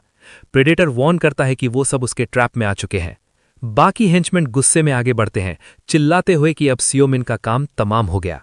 तभी अचानक एक पावरफुल आवाज गूंजती है, सबको तुरंत अटैक रोकने का ऑर्डर देते हुए। ये एक रेड ऑरा के साथ एंट्री लेता है और अनाउंस करता है कि ये फाइट अब उसकी है, क्योंकि ये शिकार सिर्फ उसका है। सुमिन बस स्मर्क करता है, सोचता है कि बंदे का ड्रामेटिक एंट्री काफी स्टाइलिश था। गे उसे घूरता है और पूछता है क्या वो HMCS एजेंसी का फेमस हंटर है। फिर सीधा सवाल करता है क्या उसने उसके भाई जिन को मारा। सुमिन कैजुअली कहता है कि उसे कुछ पता नहीं, लेकिन वो कचरा साफ करने से पहले उसका नाम नहीं पूछता। ये सुनते ही गे का गुस्सा फट पड़ता है, पूरी तरह नफरत से भर जाता है। वो जोर से जमीन पर पांव पटकता है, फ्लोर क्रैक हो जाता है और चिल्लाता है कि सुमिन एक हरामी है। फिर वो फुल पावर के साथ चार्ज करता है, कसम खाता है कि अभी उसका दिल निकाल देगा। गे एक जबरदस्त पंच मारता है, रॉ पावर से भरा हुआ, लेकिन सुमिन मुस्कुराते हुए उसे ब्लॉक कर देता है और कॉम्प्लीमेंट देता है, कहता है कि कम से कम A रैंक तो है। गे शॉक हो जाता है, सोचता है क्या ये हीलिंग स्किल है और क्या सू एक हीलर है। गुस्से में वो बार बार अटैक करता है, ब्लोज की बारात चला देता है और चिल्लाता है कि बस मर जा। हेंचमैन भी शॉक में आ जाते हैं और एक चिल्लाता है कि सब मिलके अटैक करो, लेकिन स्योमिन उसके सामने आ जाता है और वॉर्न करता है कि छोटे लोग बीच में इंटरफेयर न करें। फिर वो गे के हर एक अटैक को एफर्टलेसली डॉज करता है, कहता है कि वो अपना मजा खराब नहीं होने देगा। गे स्टन हो जाता है, उसने सारे अटैक ट्रेजेक्टरीज कैलकुलेट किए थे, फिर भी सुमिन मिनिमल मूवमेंट से सब डॉज कर गया। अब गे समझ जाता है कि ये बंदा उसके सोच से कहीं ज्यादा स्ट्रांग और परसेप्टिव है। गे फुल पावर से फाइट करने का डिसाइड करता है, लेकिन सुमिन एक हेंचमैन को पकड़ लेता है और समझाता है जो क्राइम करता है उसे कॉन्सिक्वेंसेस भुगतने पड़ते हैं। फिर वो कंफर्म करता है कि उसने उसके भाई को मारा और कहता है कि रोना विक्टिम्स को चाहिए, गे को नहीं। ये सुन के गे और भी गुस्से में आ जाता है और पूछता है क्या हर क्रिमिनल को मारना जरूरी है। वो चिल्लाता है कि जैकिन मजबूरी में क्रिमिनल बना, बचपन में उसे पालने के लिए। अपने ग्लोइंग आर्म के साथ वो कसम खाता है कि सुमिन को इसका बदला चुकाना पड़ेगा। फिर वो अपनी skill rain of 1000 arrows use करता है, कंसंट्रेटेड माना से एक मैसिव अटैक लॉन्च करता है। सियो देख लेता है कि डॉज करना मुश्किल है तो प्रेडेटर से स्किल मांगता है। प्रेडेटर कंप्लेन करता है, लेकिन न्यूट्रलाइज एक्टिवेट करता है। एक बड़ा मैजिक सर्कल बन जाता है जो गे के एरोज को नलिफाई कर देता है। गे शॉक हो जाता है, उसके एरोज हवा में गायब हो जाते हैं। हेंचमैन डिस्पेयर में चिल्लाते हैं कि सब एक साथ अटैक करें। तभी स्योमिन गे के पास अपीयर होता है और कहता है कि उसकी सैड और रिपीटेड स्टोरी बंद करे। ब्लूइश ग्लो के साथ वो एक पावरफुल पंच सीधा गे के चेस्ट पर मारता है। इम्पैक्ट इतना स्ट्रांग होता है कि गे दूर जाके गिरता है और उसके आदमी डर के मारे चिल्लाने लगते हैं। जख्मी होने के बाद भी गे उठता है और कहता है कि ये फाइट सिर्फ उसकी है, कोई इंटरफेयर ना करे। वो सोचता है कि स्योमिन का माना खत्म हो गया है और क्लोज कॉम्बैट में अटैक करने का डिसाइड करता है। वॉर क्राई के साथ वो स्पिनिंग एनर्जी अटैक के साथ जंप करता है, लेकिन स्यो बस उसके फेस पर एक पंच मार के उसे रोक देता है और कहता है ट्राई भी मत कर। फिर वो रैपिड ब्लो से गे को अटैक करता है, उसे कोई स्किल यूज करने का चांस ही नहीं देता। बीच में कंप्लेन भी करता है कि पुरानी बिल्डिंग टूट रही है, क्या क्रिमिनल्स रिपेयर का पैसा देंगे। गे इम्पैक्ट से पीछे जाता है और स्यो मिड एयर बैकफ्लिप करता है। चांस देखकर गे रियू को ऑर्डर देता है कि जल्दी से स्योमिन को बाइंड करे। रियू कंप्लेन करता है कि अब याद आया हेल्प के लिए, लेकिन अपनी स्किल एक्टिवेट करता है, कंटेनमेंट चेन्स। लाल चेन्स उड़ते हुए आते हैं और स्योमिन को बांध देते हैं। उसके हाथ और बॉडी इमोबिलाइज हो जाते हैं। ट्रैप में आने के बाद रियू चिल्लाता है कि वो उसे टुकड़े टुकड़े कर देगा ताकि वो हील ना कर सके, लेकिन स्योमिन कामली रियू को कॉन्ग्रेचुलेट करता है, कहता है कि वो भी अपने भाई की तरह क्रिमिनल बन गया। फिर गोल्डन मैजिक सर्कल के साथ वो लाइफ स्टील एक्टिवेट करता है, टारगेट की लाइफ फोर्स ड्रेन करने लगता है। गे दर्द से चिल्लाता है, उसकी बॉडी इंस्टेंट वीक और एजेड होने लगती है। हेंचमैन पैनिक हो जाते हैं, कहते हैं ये कोई नॉर्मल हीलर की एबिलिटी नहीं हो सकती। स्योमिन एक्सप्लेन करता है कि ये उसका पहला अवेकेंड स्किल था और वो कोई ऑर्डिनरी हीलर नहीं है। वो कहता है कि वो सिर्फ हील नहीं करता, वो लाइफ फोर्स को कंट्रोल करता है। कॉन्फिडेंट स्माइल के साथ वो रिवील करता है वो एक लाइफ मेज है। फिर वो लास्ट हेंचमैन की तरफ मुड़ता है। वो डर के मारे भीख मांगता है, लेकिन सियो सिंपली नो कहता है और एक ही ब्लो में उसे नॉकआउट कर देता है। सबको गिरा हुआ देखकर सुमिन चेक करता है क्या सब खत्म हो गए। तब उसे याद आता है और वो अपने बेल्ट पर कैमरा एडजस्ट करता है, होप करता है कि वो ऑन हो। वो जोंगू से कैमरे के थ्रू बात करता है और कहता है कि क्रिमिनल्स ने पहले अटैक किया था, ये सेल्फ डिफेंस था। सीन कट होता है जोंगू की टीम पर, जो ये सब लाइव देख रहे होते हैं और शॉक में अपना खाना थूक देते हैं। प्रॉब्लम ये होती है, एजेंट बताता है कि रिकॉर्ड बटन की जगह लाइव बटन दब गया था। दूसरी तरफ मिनिस्ट्री में लोग वीडियो डिस्कस कर रहे होते हैं, पूछते हैं HMCS कब से लाइव ब्रॉडकास्ट करने लगा। एक आदमी बताता है कि ये इंटरनेशनल हेडक्वार्टर्स का रिक्रूटमेंट प्रोजेक्ट था, लेकिन फेल हो गया क्योंकि उनके वीडियोज एंगेजिंग नहीं थे। एक ऑफिशियल पूछता है कि इतना पावरफुल टैलेंट HMCS ज्वाइन क्यों करेगा, लेकिन एक औरत इंटरप्ट करती है, कहती है इंपॉर्टेंट ये है कि लाइव स्ट्रीम में जो मरा वो हांगकांग का गे था। तभी डोर खुलता है और सब लोग खड़े हो जाते हैं। एक इंपॉर्टेंट फिगर एंटर करता है, डेसाओ चॉय, साउथ कोरिया का प्रेसिडेंट। वो डिले के लिए अपोलोजाइज करता है और पूछता है प्रॉब्लम क्या है। कुछ दिन बाद सीन शिफ्ट होता है इंपीरियम गिल्ड के बिजी कैफेटेरिया में। स्यूजुन अपने भाई के साथ बैठा होता है और पूछता है क्या वो लोगों की गॉसिप सुन रहा है। लेकिन स्यूमिन बस अपने खाने पर फोकस करता है और प्रेडेटर कहता है इग्नोर करो और खाते रहो। वो कैफेटेरिया के खाने की तारीफ करता है और पूछता है क्या वो यहाँ रोज लंच कर सकता है। स्यूजन फिर बताता है कि जीई के साथ जो लाइव स्ट्रीम हुआ था वो ऑनलाइन वायरल हो गया है। वो कहता है कि अच्छा हुआ कैमरा इतना शेक हो रहा था कि स्यूमिन का फेस क्लियरली पहचान में नहीं आया, लेकिन उसे टेंशन है कि अगर देसाओ चाय को पता चल गया तो प्रॉब्लम हो सकती है, इसलिए वो स्यूमिन से कहता है कि अभी लो प्रोफाइल रखे। स्यूमिन शांति से सर हिलाता है और चॉपस्टिक से ऑमलेट का पीस उठाता है। वो कहता है कि वो अपने भाई की बात मानेगा और अचानक उसे खिला देता है। स्यूजन सरप्राइज हो जाता है और थोड़ा एम्बैरेस्ड फील करता है। स्यूमिन कहता है कि चाहे वो कितना भी बड़ा हो जाए वो हमेशा उसका छोटा भाई ही रहेगा। तभी एक ग्रुप उनके टेबल पर आता है और गिल्ड मास्टर को ग्रीट करता है। एक हंटर जीसू शिन झुककर थैंक्स बोलती है और कहती है कि उसने उसकी वजह से ए रैंक स्किल अवेकन की। स्यूजन नोटिस करता है कि सियोक भी उनके साथ है और पूछता है क्या वो लोग रुकी सेमिनार के लिए जा रहे हैं। वो सबका इंट्रोडक्शन देता है, व्हाइट लायन का हमानचू और फ्रॉस्ट सोल का यमाटो। फिर तेईगी सीक अपना इंट्रोडक्शन देता है और कहता है कि फेमस स्यूमिन से मिलकर खुशी हुई। सियोक कहता है कि उसने एचएमसीएस में उसके अचीवमेंट्स के बारे में सुना है। स्यूमिन पोलाइटली रिप्लाई करता है कि खुशी उसकी भी है, लेकिन हमानचू बीच में बोल पड़ता है और पूछता है क्या वो वही बिग शॉट रुकी है जिसके बारे में सब बात कर रहे हैं। वो डाउट करता है कि क्या सच में स्यूमिन ने जीई को मारा और मॉकिंग स्माइल के साथ कहता है कि ये बंदा तो काफी वीक लग रहा है।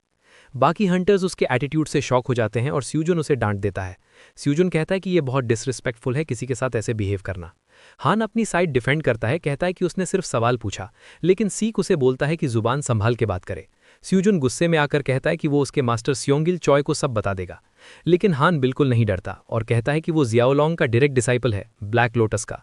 ये नाम सुनते ही स्यूमिन खाना खाना रोक देता है और सीरियस हो जाता है। उसे याद आता है जियाओलोंग, उसका पुराना डिसाइपल जिसे उसने खुद ट्रेन किया था। हमान और ब्रैग करने वाला होता है, लेकिन स्यूजन क्लैप करता है और कहता है बस ये सब यहीं खत्म करो। फिर स्यूमिन सीधा चैलेंज करता है, कहता है अगर उसके मास्टर ने मैनर्स नहीं सिखाए तो शायद फाइट करना सिखाया होगा। हामिन गुस्से से भर जाता है, उसे लगता है उसने उसके मास्टर की इंसल्ट कर दी। गुस्से में वो टेबल को जोर से किक करता है, सबको डरा देता है। डार्क एक्सप्रेशन के साथ वो स्यूमिन को थ्रेटन करता है, कहता है रात को अपना ध्यान रखना। सियोक पैनिक हो जाता है और हमान के बिहेवियर के लिए अपोलोजाइज करता है, लेकिन स्यूजन कहता है टेंशन ना ले। स्यूजन अपने भाई से कहता है कि उस इडियट को इग्नोर करे। स्यूमिन कैजुअली कहता है कि उसने तो अपना बिहेवियर कंट्रोल में रखा। अंदर ही अंदर वो सोचता है कि क्योंकि वो उसके डिसाइपल का डिसाइपल है इस बार उसे छोड़ देता है। सीन शिफ्ट होता है एक ऑफिस में जहां एक आदमी कंफर्म करता है कि केस क्लोज किया जा रहा है। एचएमसीएस के डायरेक्टर गानो बाय पूछते हैं कि विजिटर यहां क्यों आया जबकि ये काम ईमेल से भी हो सकता था।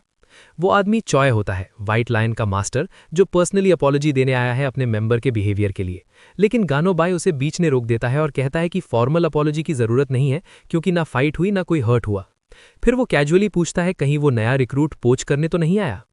जान हो बताता है कि वो रुकी काफी वैल्यूबल है और उसे ऑलरेडी एक अवेकेंड क्रिमिनल एस्कॉर्ट मिशन पर भेज दिया गया है। स्योंगिल कहता है कि ये थोड़ा अजीब है क्योंकि करेक्शनल फैसिलिटी रेयरली एचएमसीएस से हेल्प मांगती है। डायरेक्टर अग्री करता है और कहता है कि पहले ये काम हमेशा बड़े गिल्ड्स को दिया जाता था। वो रिपोर्ट देखते हुए सोचता है कि शायद अब चेंज आ रहा है। स्योंगिल पूछता है क्या वो हमचू को पर्सनली अपॉलॉजी के लिए भेज सकता है। डायरेक्टर तुरंत अग्री कर लेता है। जाते वक्त स्योंगिल थैंक्स बोलता है, लेकिन अंदर ही अंदर डिसाइड करता है कि वो उस रिक्रूट को जरूर ढूंढेगा। वो मिस सेओ को बुलाता है और कहता है हमचू को एक फील्ड मिशन के लिए प्रिपेयर करो। डेस्टिनेशन बताया जाता है इन सीन सिटी जहां प्रिजन लोकेटेड है। सीन शिफ्ट होता है प्रिजन पर जहां एक गार्ड गर्मी से परेशान है और कंप्लेन कर रहा है कि एचएमसीएस वाले अब तक नहीं आए हैं। दूसरा गार्ड कहता है कि वो जल्दी आ जाएंगे, लेकिन पहला गार्ड एक नए प्रिजनर की कंप्लेन करता है। कहता है वो बिहेव करने के बजाय और प्रॉब्लम्स क्रिएट कर रहा है। उस प्रिजनर का नाम है सिरी वुल्का। वो पहले शांत आया था लेकिन बाद में अचानक वायलेंट हो गया और एक साथ 5 लोगों को गिरा दिया। सेल के अंदर सिरी वुल्का अपने हैंडकफ्स को देख रहा होता है। तभी एक चूहा उसके पास आता है और कहता है कि बेस्टिया ऑर्गेनाइजेशन का मैसेज है। वो बताता है कि उसका एस्केप ऑलरेडी प्लान हो चुका है और बाहर उसके लिए एक टास्क वेट कर रहा है, लेकिन बिना सोचे समझे सिरी उस चूही को पैर से क्रश कर देता है। वॉइस कहती है कि उसे सिर्फ एक काम करना है, पूरा केओस क्रिएट करना। प्रिजन के बाहर हल्की बारिश में स्यूमिन पहुंचता है और जगह ऑब्जर्व करता है। वो कंफर्म करता है कि यही उसका डेस्टिनेशन है, इंडियन करेक्शनल सेंटर। दूसरी तरफ हमानचू गुस्से में प्रिजन पहुंचता है और चिल्लाता है कि प्रिजनर ऑलरेडी ले जाया जा चुका है। वो गार्ड्स को ब्लेम करता है स्लॉपी ट्रांसपोर्ट के लिए। तभी वो दूर एक बस देख लेता है और पूछता है क्या वो वही है। गार्ड कंफर्म करता है। फ्रस्ट्रेटेड होकर वो अपनी कार में बैठता है और फुल स्पीड में निकल पड़ता है। बोलता है कि इतने ओवरटाइम के लिए उसे डबल पेमेंट चाहिए। सीन शिफ्ट होता है बस के अंदर, जहां सूमिन आराम से ड्रिंक कर रहा होता है और प्रिजनर को एड्रेस करता है। प्रिजनर टेरी वल्क कहता है चुपचाप पियो, लेकिन सूमिन मना कर देता है।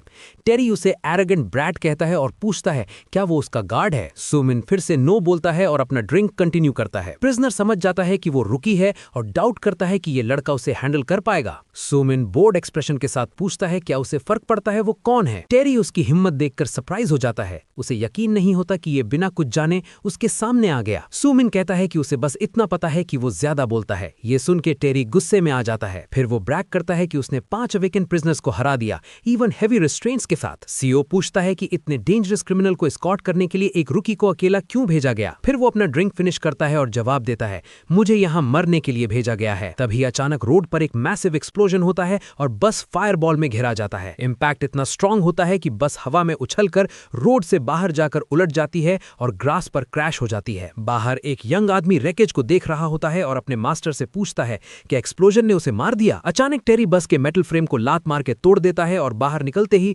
गुस्से में चिल्लाता है उस घटिया बुढ़े आदमी पर जो वहां खड़ा होता है। वो रैकेज से निकलकर दोनों को कन्फ्रंट करता है, पूछता है क्या वो लोग उसे भी मारने आए थे। बुढ़ा आदमी उसका मजाक उड़ाता है, उसे छोटा कुत्ता कहता है और टेरी उसे चुप रहने को बोलता है। यंग लड़का कहता है कि उसने गार्ड का काम तमाम कर दिया, उसका दिमाग कॉफी और खून में डूब गया होगा। कैमरा फोकस होता है सूमिन के हाथ पर जो बिल्कुल हिल नहीं रहा, उसकी गिरी हुई कप के पास। लड़का कफ्स अनलॉक करने लगता है और वार्न करता है कि हिलना मत, ये मैनेटेक के कफ्स हैं। एक क्लिक के साथ कफ्स टूट जाते हैं और प्रिजनर फ्री हो जाता है। टेरी खुशी मनाता है, लेकिन तभी एक आवाज आती है फ्रीज। हमानचू वहां आ जाता है और सीन देखकर समझ जाता है कि बस ने सस्पिशियस रूट लिया था। वो रुकी पर टॉन्ट करता है, कहता है इस बार गलत इंसान पर बेट लगा दिया। वो अपने नकल्स क्रैक करता है और क्रिमिनल से पूछता है वो किस ऑर्गेनाइजेशन के हैं। यंग लड़का उसे पहचान लेता है, A+ rank hunter Hamanchu white line guild से। उसका मास्टर कहता है कि आसपास और कोई नहीं है और टेरी इसे एक अच्छा वार्म अप मानता है। हमान चार्ज करता है, लेकिन टेरी भी घूरता है और पूछता है क्यों वो उसके सवालों का जवाब दें। फिर टेरी अपनी स्किल यूज करता है और एक बड़े व्हाइट वेयरवुल्फ में ट्रांसफॉर्म हो जाता है। हमान थोड़ा सरप्राइज्ड होता है, लेकिन कहता है कोई फर्क नहीं पड़ता,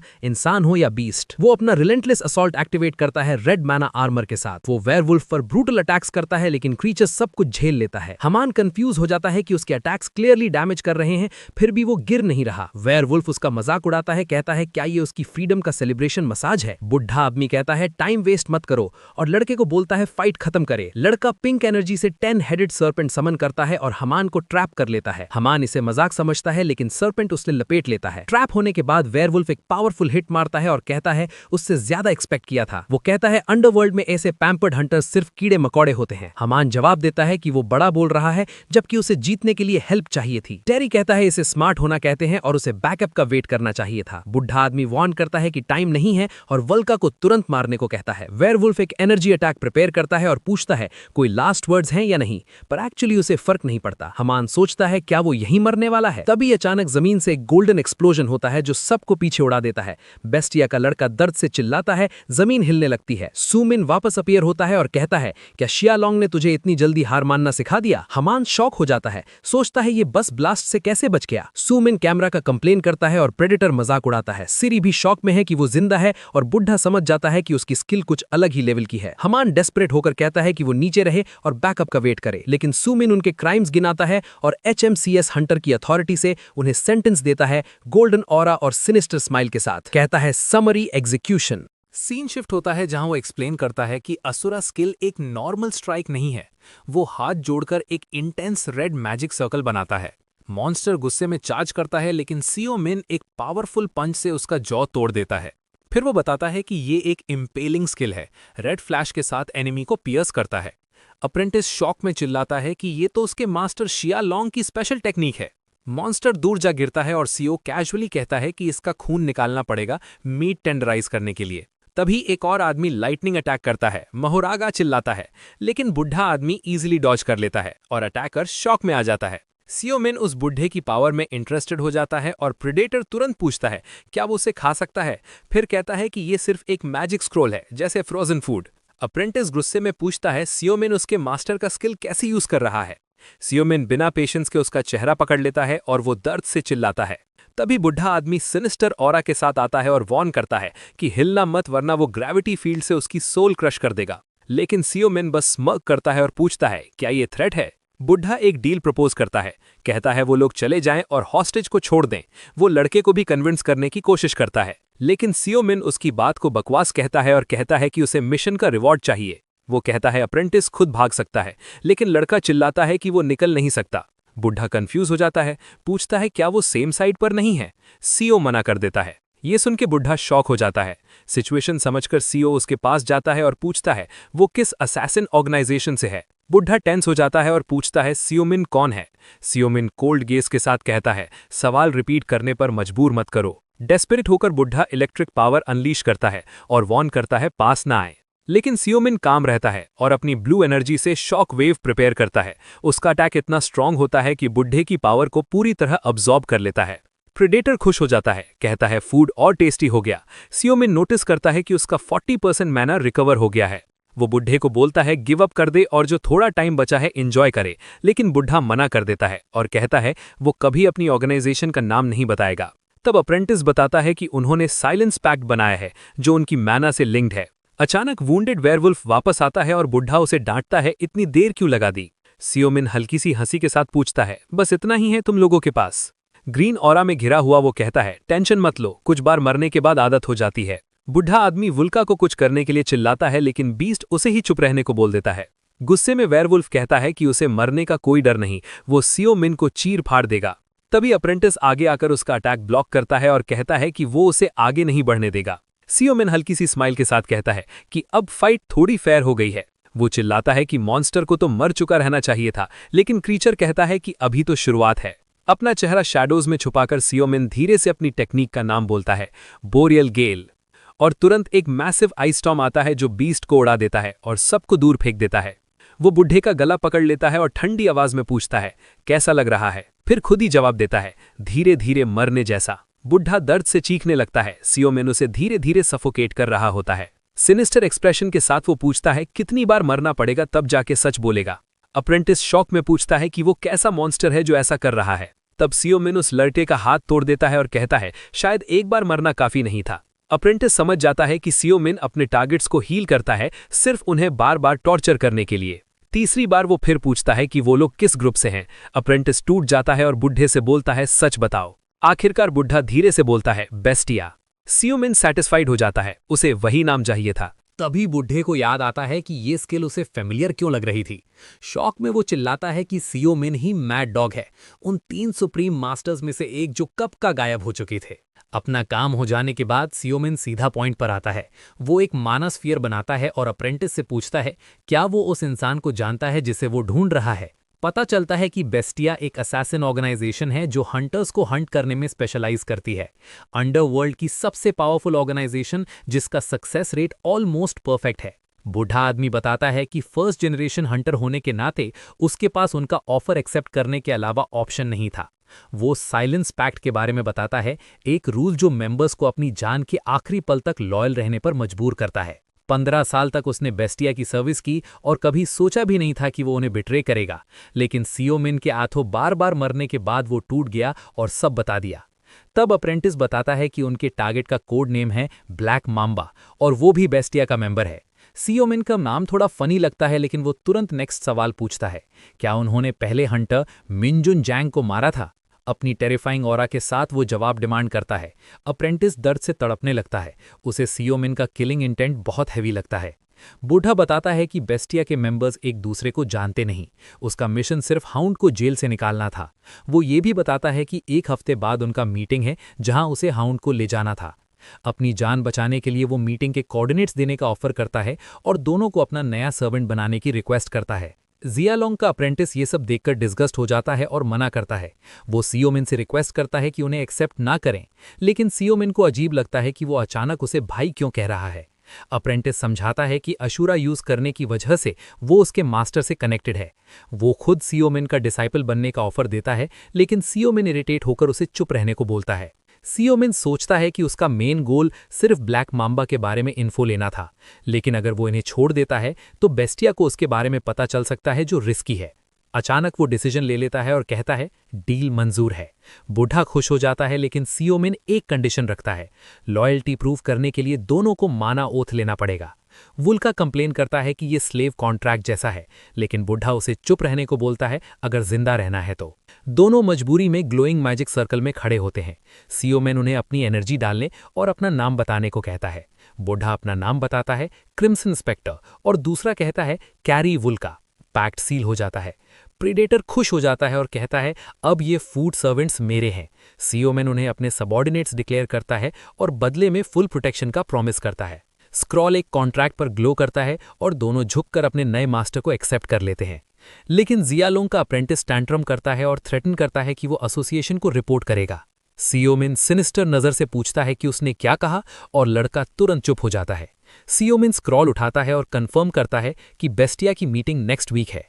फिर वो लड़के की तरफ मुड़कर उसे अपना डायरेक्ट डिसाइपल बनने का ऑफर देता है। लड़का खुशी से पागल हो जाता है और तुरंत उसे मास्टर बुलाने लगता है। सीओमिन सैटिस्फाई हो जाता है। अब उसकी टीम बन चुकी है। 4 लोग काफी हैं सब कुछ उलट-पुलट करने के लिए, लेकिन वो सोचता है कि क्लीनअप के लिए एक और मेंबर चाहिए होगा। सीन शिफ्ट होता है प्रिजन में, जहां एक गार्ड चिल्लाता है कि प्रिजनर ट्रांसपोर्ट से भाग गया। एक इंपॉर्टेंट आदमी गुस्से में पूछता है क्या एचएमसीएस की सिक्योरिटी सिर्फ दिखावा थी। हंटर डिफेंड करता है कि सब कुछ इतनी फास्ट हुआ कि वो रिएक्ट ही नहीं कर पाया। डायरेक्टर गुस्से में कहता है कि एचएमसीएस रिक्रूट को पर्सनली आकर अपॉलॉजी देनी चाहिए, लेकिन हंटर बताता है कि कॉन्वॉय में 5 से 10 गार्ड्स थे। ये सुनकर सब शॉक हो जाते हैं। वो पॉइंट आउट करता है कि ऑफिशियली सिर्फ एक गार्ड रिक्वेस्ट किया गया था, जो बहुत सस्पिशियस है। डायरेक्टर उठकर रिएक्ट करने वाला होता है, तब हंटर एक और बड़ा खुलासा करता है। प्रिजनर ने कन्फेस किया है कि प्रिजन के अंदर किसी हाई अथॉरिटी को ब्राइब किया गया था, इसलिए एचएमसीएस अब पूरी इन्वेस्टिगेशन स्टार्ट करेगा फ्यूजिटिव और प्रिजन दोनों पर। वो डायरेक्टर से कोऑपरेशन मांगता है और मजबूरी में डायरेक्टर को मानना पड़ता है। सीन चेंज होता है और हम एक आदमी को देखते हैं जिसका फर्स्ट स्माइल है, लेकिन क्लियरली वो सिचुएशन से पूरी तरह थक चुका है। दूसरी तरफ सीओमिन सुनता है कि ब्राइबरी केस की इन्वेस्टिगेशन ऑलरेडी स्टार्ट हो चुकी है। तभी अचानक व्हाइट लाइन गिल्ड का हंटर हैमंड 2 वहां आ जाता है, सबको सरप्राइज करते हुए। वो पूछता है कि ये मिस्टीरियस बूढ़ा आदमी कौन है जो आराम से बैठकर मग से पी रहा है। फिर वो हुड पहने हुए वुल्का की तरफ पॉइंट करता है, जो कोने में डर के मारे पसीना पसीना हो रहा होता है। सीओमिन तुरंत जुंगू को थप्पड़ जैसा मार के बैठने को बोलता है और कहता है लंबी कहानी है। अब जब टीम असेंबल हो जाती है, वो बैठकर ऑपरेशन एक्सप्लेन करता है। वो बताता है कि वो लोग बेस्टिया की मीटिंग में इन्फिल्ट्रेट करेंगे, जहां 8 एलीट असैसिन्स होंगे। जुंगू शॉक हो जाता है और पूछता है इतने कम लोगों के साथ इन्वेट करने का क्या फायदा। सीओमिन सिनिस्टर स्माइल के साथ कहता है ऑब्जेक्टिव सिंपल है, पूरी ऑर्गेनाइजेशन का अनाहिलेशन। वो क्लियर कर देता है कि ये कोई गेम नहीं है। सीन शिफ्ट होता है बेस्टिया की मीटिंग पर। एक मेंबर कहता है कि आज टर्नआउट काफी अच्छा है, लेकिन एक लड़की कंप्लेन करती है कि स्पेक्टर और वुल्का गायब हैं। दूसरा कहता है कि ट्रेटर्स को काउंट ही नहीं करता। ब्लू हेयर वाला एक बंदा कहता है कि वो खुशी से उन दोनों को हंट करेगा। एक और लड़की अपसेट होती है, कहती है वुल्का ने उसे अम्यूजमेंट पार्क ले जाने का प्रॉमिस किया था। तभी एक स्कार्ड फेस वाला बंदा सब कुछ चुप रहने को बोलता है और कहता है कि ट्रेटर्स का पनिशमेंट लीडर डिसाइड करेगा, जो शैडोज में बैठा सब देख रहा है। लीडर कहता है कि उसे ये केओस एंजॉय हो रहा है, लेकिन वो भी शॉक्ड है कि 3 मेंबर्स मिसिंग हैं। वो पूछता ही किसी के पास कुछ कहने को है, लेकिन सब चुप रहते हैं। फिर वो सजेस्ट करता है एक डेथ मैच, जिससे डिसाइड होगा कौन ट्रेटर्स को पनिश करेगा। ये सुनते ही रूम में हैवी साइलेंस छा जाता है। एक मेंबर कहता है ये जोक बिल्कुल फनी नहीं था। दूसरा कहता है असली प्रॉब्लम ये है कि ट्रेटर्स को लोकेशन और टाइम पता है। कोई कहता है कि वो वीक लोग अटैक नहीं करेंगे। तभी अलार्म बज जाता है।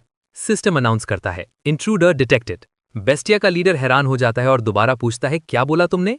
एक मेंबर कंफर्म करते हैं कि इंट्रूडर्स आ गए हैं और सबको बोलता है कि 5 रूट्स में स्प्लिट हो जाएं और इन्वेस्टिगेट करें। ग्रुप अलग अलग हो जाता है। एक मेंबर नोटिस करता है कि पॉक्यूपाइन और ब्लैक मांबा वहीं रुक गए हैं। पॉक्यूपाइन कहता है कि उसे वीक लोगों को मारने में मजा नहीं आता, वो यहीं रुककर गेम खेलेगा। लीडर कैजुअली कहता है कि उसे पहले हेड्स इंटैक्ट रखने को कहना चाहिए था, ताकि बाद में आइडेंटिफाई कर सके। सीन कट होता है वापस जुंगू पर, जो कंप्लेन कर रहा होता है कि उसकी लाइफ वर्स्ट लॉटरी जीतने जैसी हो गई है। 30 मिनट्स पहले टीम मीटिंग स्पॉट पर पहुंचती है। जगह काफी हिडन होती है। स्पेक्टर बताता है कि 5 एंट्रेंसेस हैं सेंसर्स के साथ, और अंदर का स्ट्रक्चर कॉन्स्टेंटली चेंज होता रहता है। लेकिन सब रूट्स मेन हॉल तक जाते हैं, बस टाइम अलग लगता है। सीओमिन प्लान बनाता है, हर बंदा अलग एंट्रेंस लेगा ताकि सब तरफ से सराउंड किया जा सके। वो जुंगू से पूछता है वॉकी टॉकी है या नहीं। जुंगू कंफर्म करता है। सीओमिन वॉर्न करता है कि अगर कोई स्ट्रॉन्ग एनिमी मिले तो तुरंत कॉल करें और स्पेशली ब्लैक मांबा से केयरफुल रहें। वापस प्रेजेंट में जुंगू याद करता है कि सब सही चल रहा था जब तक सब खराब नहीं हो गया। वो बताता है कि वो डेड एंड पर पहुंच गया और वेंटिलेशन डक्ट में घुसना पड़ा। शॉकिंगली डक्ट सीधा मेन हॉल में ओपन होता है और वहां कोई सिक्योरिटी भी नहीं। वो टेंशन में आ जाता है क्योंकि सब एंट्रेंसेस पर फाइट होगी और रीग्रुप होने में टाइम लगेगा। टाइम वेस्ट ना करते हुए वो डिसाइड करता है कि अभी जितने हो सके एनिमीज को कम करे। तभी एक छोटा मार्बल फ्लोर पर रोल करता है। एक असैसिन उसे देखकर झुकता है और पॉक्यूपाइन से पूछता है क्या वो स्लॉट मशीन्स खेलता है। पॉक्यूपाइन कहता है हाँ, कल ही जैकपॉट लगा था। जैसे ही वो मार्बल के पास जाती है, बूम, एक्सप्लोजन होता है और वो हवा में उड़ जाती है। कोई कहता है वो खत्म हो गई। पॉक्यूपाइन अनाउंस करता है कि एक रैट अंदर घुस आया है। जुंगू दूसरा ग्रेनेड फेंकता है लेकिन पॉक्यूपाइन उसे हवा में पकड़ लेता है और उसकी तारीफ करता है। ग्रेनेड उसके हाथ में एक्सप्लोड होता है लेकिन वो कहता है उसे सामने से अटैक ज्यादा पसंद है। एक्सप्लोजन के शॉक से जुंगू वेंटिलेशन डक्ट से गिर जाता है। पॉक्यूपाइन तुरंत अटैक करता है और उसे पहचान लेता है HMCS का हंटर है। जुंगू पीछे स्लाइड करता है और जल्दी से रिकवर करने की कोशिश करता है। फ्रस्ट्रेटेड होकर वो रियलाइज करता है कि वो सिर्फ एक असैसिन को ही गिरा पाया है। वो एनालाइज करता है कि लीडर बिना कोई स्किल यूज किए भी कैसे खड़ा है। पॉक्यूपाइन पूछता है क्या ट्रेटर्स ने ही लोकेशन बताई थी। जुंगू सीधा जवाब देता है तो क्या हुआ। विलन समझ जाता है कि उन्होंने अपनी जान रिस्क में डालकर बिट्रेयल किया और कहता है कि वो सेकंड रेट अवेकनर्स के साथ मिल गए हैं। गुस्से में एक हंटर उस पर चार्ज करता है लेकिन पॉक्यूपाइन अपने क्लॉथ से डिफेंड करता है और काउंटर अटैक करता है बोन डैगर्स से। डैगर्स तेज स्पीड से उड़ते हुए एनिमी की तरफ जाते हैं। बेस्टिया का लीडर ये सब देखकर कहता है कि हंटर की एबिलिटी बुरी नहीं है। उसी मोमेंट पर पॉक्यूपाइन समझ जाता है ये उसका ओपोनेंट का सिग्नेचर स्किल है, टेलेकाइनेसिस। जंगू उस मॉन्स्टर को गाली देता है क्योंकि उसकी स्किन बहुत टफ है और वो सिर्फ माना यूज करके इंस्टेंटली हील हो जाती है। तभी विलन बोलता है कि वार्म अप खत्म हो गया है और फुल पावर के साथ उस पर चार्ज कर देता है। एक ही अटैक में वो हंटर को वॉल के अगेंस्ट दे मारता है, रास्ते में सब कुछ तोड़ते हुए। फिर वो अपनी लीडर से पूछता है कि क्या उसे फिनिश कर दे और लीडर उसे परमिशन दे देती है। बुरी तरह इंजर्ड जंगू अपना रेडियो पकड़ने की कोशिश करता है ताकि रिपोर्ट कर सके कि उसने हॉल में टारगेट ढूंढ लिया है, लेकिन विलन उसके फेस पर स्ट्राइक करता है, उसे बैकअप बुलाने से रोक देता है। जमीन पर पड़े हुए जंगू को पॉर्क्यूपाइन की आवाज सुनाई देती है जो कहता है कि अब हेल्प बुलाना बेकार है। विलेन क्यूरियस हो जाता है और पूछता है अगला कौन आएगा, डायरेक्टर, स्पेक्टर, पप या कोई और, या शायद पूरी टीम एक साथ ही आ गई है। हेजहॉग फाइट के लिए रेडी हो जाता है और मेन हॉल में घुसने वाली टीम का सामना करता है। तभी एक एक्सप्लोजन होता है और वो शॉक हो जाता है क्योंकि उसने एक्सपेक्ट नहीं किया था कि सब एक साथ आ जाएंगे। वो देखकर हैरान हो जाता है कि बेस्टिया के असैसिन्स इतनी आसानी से हार गए। लीडर कंप्लेन करती है कि उसने बेस्ट लोग चूज किए थे फिर भी सब इतनी जल्दी गिर गए। हेजहॉग को ये सब अजीब लगता है क्योंकि उनके वूंड्स देखकर लगता है कि उन्होंने फाइट की थी। टीम अपनी जगह पर टिकती है, ये दिखाते हुए कि वो भी दूसरे रूट्स पर फाइट से बिना डैमेज के नहीं आए। हेजहॉग कहता है कि उसे यकीन नहीं होता कि उन्होंने टाइगर और ग्रिजली को इतनी जल्दी हरा दिया। एक पावरफुल स्टॉम्प से वो फ्लोर क्रैक कर देता है और रॉक्स का ब्लास्ट क्रिएट करता है उन्हें डराने के लिए, लेकिन हैमंचू इरिटेट हो जाता है और उसे चुप रहने को बोलता है। अपनी रेड ऑरा के साथ वो आगे बढ़कर विलेन पर जबरदस्त अटैक करता है। हेजहॉग अटैक ब्लॉक कर लेता है और उसे पहचान लेता है, व्हाइट लायन गिल्ड का हंटर। फिर वो पीछे स्लाइड करता है और पूछता है कि वो यहाँ क्यों है, क्योंकि वो HMCS का नहीं है। इसी बीच वो किसी से टकरा जाता है और माफी मांगता है। जमीन पर पड़ा स्पेक्टर खांस कर कहता है कि ये सिचुएशन बिल्कुल समझ नहीं आ रही। विलन कहता है कि उनकी टीम वर्क खराब है और उनके स्टैट्स मैच नहीं करते।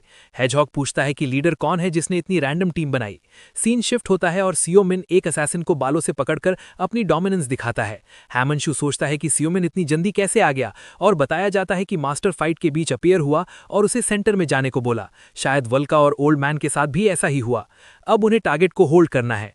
वल्का कंप्लेन करता है कि A+ अवेकेंड को बिना मारे फेस करना ऑलमोस्ट इम्पॉसिबल है, स्पेशली वो स्नेक। स्पेक्टर अग्री करता है और ब्लैक मैम्बा का जिक्र करता है, एक शेप शिफ्टर जिसके पास डेंजरस स्पीड और स्ट्रेंथ है। उसे लगता है कि ये ट्रैप है या लीडर क्रो दूर से देख रही है। वो अपनी स्टाफ ग्राउंड में स्लैम करता है और एक ग्लोइंग मार्क क्रिएट करता है लीडर को ट्रैक करने के लिए। फिर वो वल्का को कहता है कि स्नेक को कैप्चर करो। हैमंचू अटैक के लिए जंप करता है लेकिन हेजहॉग एक पावरफुल स्टॉम्प से उसे ग्राउंड पर गिरा देता है। तभी स्पेक्टर अपनी मैजिक से उसे ट्रैप कर लेता है और कहता है कि मास्टर के आने तक कोई कहीं नहीं जा रहा।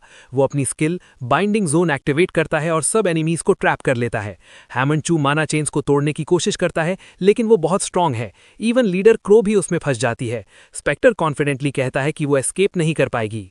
वह अचानक ब्लैक माम्बा चेन्स तोड़ देता है, सबको शॉक करते हुए, और सीधा स्पेक्टर पर अटैक करता है। तभी जो असैसिन पहले उड़ा दिया गया था वो वापस आ जाता है। जुंगू टोटली शॉक हो जाता है। हेजहॉग कहता है टाइम वेस्ट मत करो और चेन्स तोड़कर फ्री हो जाता है। वो बोलता है रीइंफोर्समेंट्स के लिए रेडी हो जाओ और अपने ट्रेसेस मिटा दो। अपनी ड्रैकोनियन स्किल यूज करके वो लिवर्ड मैन बन जाता है और सबको मारने के लिए रेडी हो जाता है। जुंगू वॉर्न करता है कि हैमंचू की रिब्स टूट चुकी हैं और नॉर्मल वेपन्स काम नहीं करेंगे। वो कहता है बेस्ट ऑप्शन है भागना। हैमंचू समझ जाता है कि मॉन्स्टर की माना बहुत हाई है और ये उसका टेरिटरी है, जीतना मुश्किल है। वो डिसाइड करता है कि वो सिर्फ टाइम बाय करेगा। इस बीच वुल्का दूसरे असैसिन से फाइट में बिजी है। प्रेशर फील करते हुए वो कहता है कि ये फाइट बहुत टफ होगी।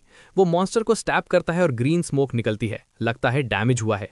जुंगू शॉक हो जाता है देखकर कि snake elemental corrosion magic use कर रहा है। फिर मॉन्स्टर फ्लोर तोड़ देता है और रॉक्स उनकी तरफ फेंक देता है। हैमंचू जुंगू को वार्न करता है कि एक बड़ा रॉक उस पर गिरने वाला है। मॉन्स्टर कहता है फाइट के बीच पीछे मुड़ना गलत है और हैमंचू पर डायरेक्ट अटैक करके उसे ग्राउंड में क्रेटर बना देता है। फिर वो जुंगू को पकड़कर कहता है कि हंटर्स एक चीज नहीं समझते, हेडक्वार्टर्स में हमेशा डिफेंसेस होते हैं। दूसरी तरफ असैसिन वुल्का पर लगातार अटैक करता रहता है। बताया जाता है कि हॉल के फ्लोर में सेल्फ डिस्ट्रक्ट और ट्रैकिंग ट्रैप्स लगे हुए हैं। विलन कहता है कि जैसे ही वो सर्पेंट्स डेन में आए उनकी किस्मत सील हो गई। वो जुंगू को कहता है कि रेजिस्ट करना बंद करे और चुपचाप मर जाए, लेकिन तभी उसे डेंजर फील होता है और वो पीछे जंप करता है एक अचानक आइस ब्लास्ट से बचने के लिए। और तब एंट्री होती है सियोमिन की। वो सीधा मॉन्स्टर पर चार्ज करता है और एक पावरफुल हिट से उसे दबा देता है। स्माइल करते हुए वो कहता है कि फाइनली उसने अपना टारगेट ढूंढ लिया, वो गंदा सा स्नेक। तभी योवा अटैक करती है, लेकिन एक लाइटनिंग ट्रैप में फंस जाती है और गिर जाती है। बेस्टिया की लीडर शॉक हो जाती है देखकर कि सियोमिन ने हॉल की सारी मैजिक नलिफाई कर दी। सियोमिन अपनी पावर फोकस करता है और फ्रेड कहता है कि उनकी मैजिक बहुत वीक थी। लीडर इंप्रेस्ड होती है कि उसने मिलियंस ट्रैप्स इजीली खत्म कर दिए। तभी पॉर्क्यूपाइन सामने आता है और कहता है कि उनका इतना नॉइजी एंट्री उसे सरप्राइज कर गया। वो सियोमिन को घूरते हुए कहता है कि अब सब कुछ उसे समझ आ गया है। फिर वो उस पर इल्जाम लगाता है कि वही विलन है जिसने टीम बनाई और उसके असैसिन्स को हरा दिया। सियोमिन गुस्से में कहता है कि एक असैसिन से ऐसी बात सुनना बहुत बड़ी बात है। बेस्टिया की लीडर ब्लैक मांबा से पूछती है क्या उसने गलत लोगों से पंगा लिया, लेकिन वो मना कर देता है। मॉन्स्टर तुरंत समझ जाता है और कहता है कि ये क्लियरली रिवेंज का मैटर है। सियोमिन मानता है कि उसे ट्रैक करना इंप्रेसिव है क्योंकि वो कभी क्लूज नहीं छोड़ता। वो कंफर्म करता है कि ये रिवेंज के लिए है, लेकिन पहले असैसिन को एक सवाल का जवाब देना होगा। इतना कहकर वो जबरदस्त पावर के साथ अटैक करता है और पॉर्क्यूपाइन को उड़ा देता है। बेस्टिया की लीडर उस पर अटैक करने के लिए आगे बढ़ती है और धीरे धीरे समझने लगती है कि वो असल में कौन है। जमीन पर पड़ी योवा लीडर को चुप रहने को कहती है, वार्न करते हुए कि सुप्रीम मास्टर बोलने वाला है। बेस्टिया की लीडर हंसने लगती है और कहती है कि वो इतनी हिम्मत नहीं करेगी कि इतनी स्ट्रांग लॉयल्टी को इंटरप्ट करे। दूर से एक असैसिन फाइट देख रहा होता है और सोचता है कि सियोमिन किस टाइप का मॉन्स्टर है। पॉर्क्यूपाइन शॉक में है क्योंकि उसने कभी नहीं सोचा था कि कोई उसकी खुद की मैजिक उसके खिलाफ यूज करेगा। उसे समझ नहीं आता कि सियो ने उसे कैसे ट्रैक किया और वो इतना फास्ट कैसे मूव कर रहा है। एक पावरफुल हिट से सियोमिन पॉर्क्यूपाइन को सीधा वॉल में दे मारता है। असैसिन खून थूकता है और मानता है कि उसने ऐसा इंसान नहीं देखा। वो कहता है कि उसे लगता था वो सब एलीट हंटर्स को जानता है, लेकिन सियो कौन है उसे बिल्कुल पता नहीं। फिर वो डार्क एनर्जी रिलीज करता है और चिल्लाता है, पूछता है कि शूमिन उससे क्या चाहता है। सियोमिन सीधा जंप करके उसकी बैक पर स्टॉम्प करता है और कहता है कि अभी भी समझ नहीं आया। वो उसका फेस जमीन में घुसा देता है और कहता है कि सवाल वो पूछ रहा है। एक और स्टॉम्प के साथ वो चुप रहने को कहता है वरना गलती से मर जाएगा। असैसिन जमीन पर हाँफते हुए सियोमिन से रुकने की भीख मांगता है। सियो उसका फेस पकड़कर पूछता है कि सो कॉल्ड वीआईपी के ऊपर कौन है। गुस्से में डिमांड करता है कि कौन से हरामी ने एमजुन की डेथ का ऑर्डर दिया था। ये नाम सुनते ही असैसिन घबरा जाता है और मिनजुन का चेहरा याद करता है, वो हिस्टोरियन लड़का। वो नर्वस हंसी के साथ समझ जाता है कि सियोमिन का उस लड़के से कनेक्शन है। सियोमिन कहता है कि सच बोल, वरना अगर उसकी लॉयल्टी कॉन्ट्रैक्ट से ज्यादा इंपॉर्टेंट है तो जान दे दे। असैसिन हिम्मत जोड़कर कहता है कि उसकी लॉयल्टी उसकी जान से भी ज्यादा इंपॉर्टेंट है। वो अपनी जुबान पर एक मैजिक सील दिखाता है और कहता है कि अगर वो सच भी बताएगा तो सियो सुन नहीं पाएगा क्योंकि उसके कान पिघल जाएंगे। फिर वो सियो पर कुछ थूक देता है। वो गंदी सी स्माइल के साथ कहता है कि एक प्रोफेशनल कभी अपने क्लाइंट को बिट्रे नहीं करता। सियोमिन गुस्से में अपना फेस साफ करता है और चिल्लाता है कि उसने उसके मुंह पर थूक दिया। फिर वो कहता है कि अगर वो नहीं बोलेगा तो उसे मजबूर किया जाएगा और एक गोल्डन ऑरा रिलीज करता है। ये देखकर असैसिन शॉक हो जाता है और सोचता है क्या सियो हीलर भी है। वो पैनिक करके अपने लीडर को हेल्प के लिए बुलाता है, लेकिन वो भी घिरी हुई होती है। कोई रास्ता ना देखकर असैसिन मान जाता है और सब सच बताने लगता है। क्लाइंट का नाम रिवील करने ही वाला होता है, तभी अचानक उसका सर फट जाता है। सियोमिन शॉक में रह जाता है और पैंडेमोनियम नाम सुनता है। दूर से बीस्टिया की लीडर एक ईविल स्माइल देती है जैसे सब प्लान के मुताबिक हुआ हो। एक ही अटैक में वो शॉक वेव क्रिएट करती है और सबको दूर धकेल देती है। वो सियोमिन के सामने आकर स्माइल करती है और कहती है कि वो पहले से जानती है कि वो कौन है। वो उसकी आइडेंटिटी रिवील करती है, सियोमिन, वो मैड डॉग जो 10 साल पहले गायब हो गया था। सियोमिन सीधा पूछता है क्या वो भी पैंडेमोनियम का हिस्सा है, लेकिन वो मना कर देती है। वो एक्सप्लेन करती है कि वो फ्रीलांस असैसिन्स हैं और किसी एक क्लाइंट के लिए काम नहीं करते। वो कहती है कि उसने उसकी पावर और उसके रिएक्शन से सब समझ लिया। सीओ इंसिस्ट करता है और पूछता है क्या सच में उसे कुछ नहीं पता। वार्निंग देता है कि अगर वो झूठ बोल रही है तो उसे पता चल जाएगा। लीडर कंफर्म करती है कि उसे कुछ नहीं पता और कहती है कि सीओ खुद समझ चुका है कि ये सच है। वो सोचती है कि सब लोग उसे कैसे भूल गए। फिर वो अपनी उंगली चटाकती है और मरे हुए लोगों को रिवाइव कर देती है और उसी वक्त एक बड़ा एक्सप्लोजन होता है। पता चलता है कि वो एक सेल्फ डिस्ट्रक्ट ट्रैप था। आसमान में लीडर और योवा फ्लोट कर रहे होते हैं और वो पूछते हैं क्या मैड डॉग उनके साथ नहीं आ रहा। सियोमिन मना कर देता है, कहता है कि अब ठीक है क्योंकि उसे जो क्लू चाहिए था वो मिल चुका है। उसके मना करने पर लीडर मुस्कुरा देती है जैसे उसे सब समझ आ गया हो। फिर वो गुड बाय कहती है और बोलती है कि जल्द ही फिर मिलेंगे और एक मैजिक पोर्टल में गायब हो जाती है। जोंगू थोड़ा टेंस हो जाता है लेकिन सियोमिन समझाता है कि वो सेल्फ डिस्ट्रक्ट स्पेल एक्टिवेट कर देती। फिर वो जोंगू से कहता है कि यहाँ का मैस क्लीन कर दे क्योंकि उन्हें जो चाहिए था वो मिल गया। डेब्री पर खड़े होकर सियोमिन सिर्फ एक नाम के बारे में सोच रहा होता है, पैंडेमोनियम। वो कंफ्यूज होता है कि मिनजुन ने आखिर ऐसा क्या डिस्कवर किया था।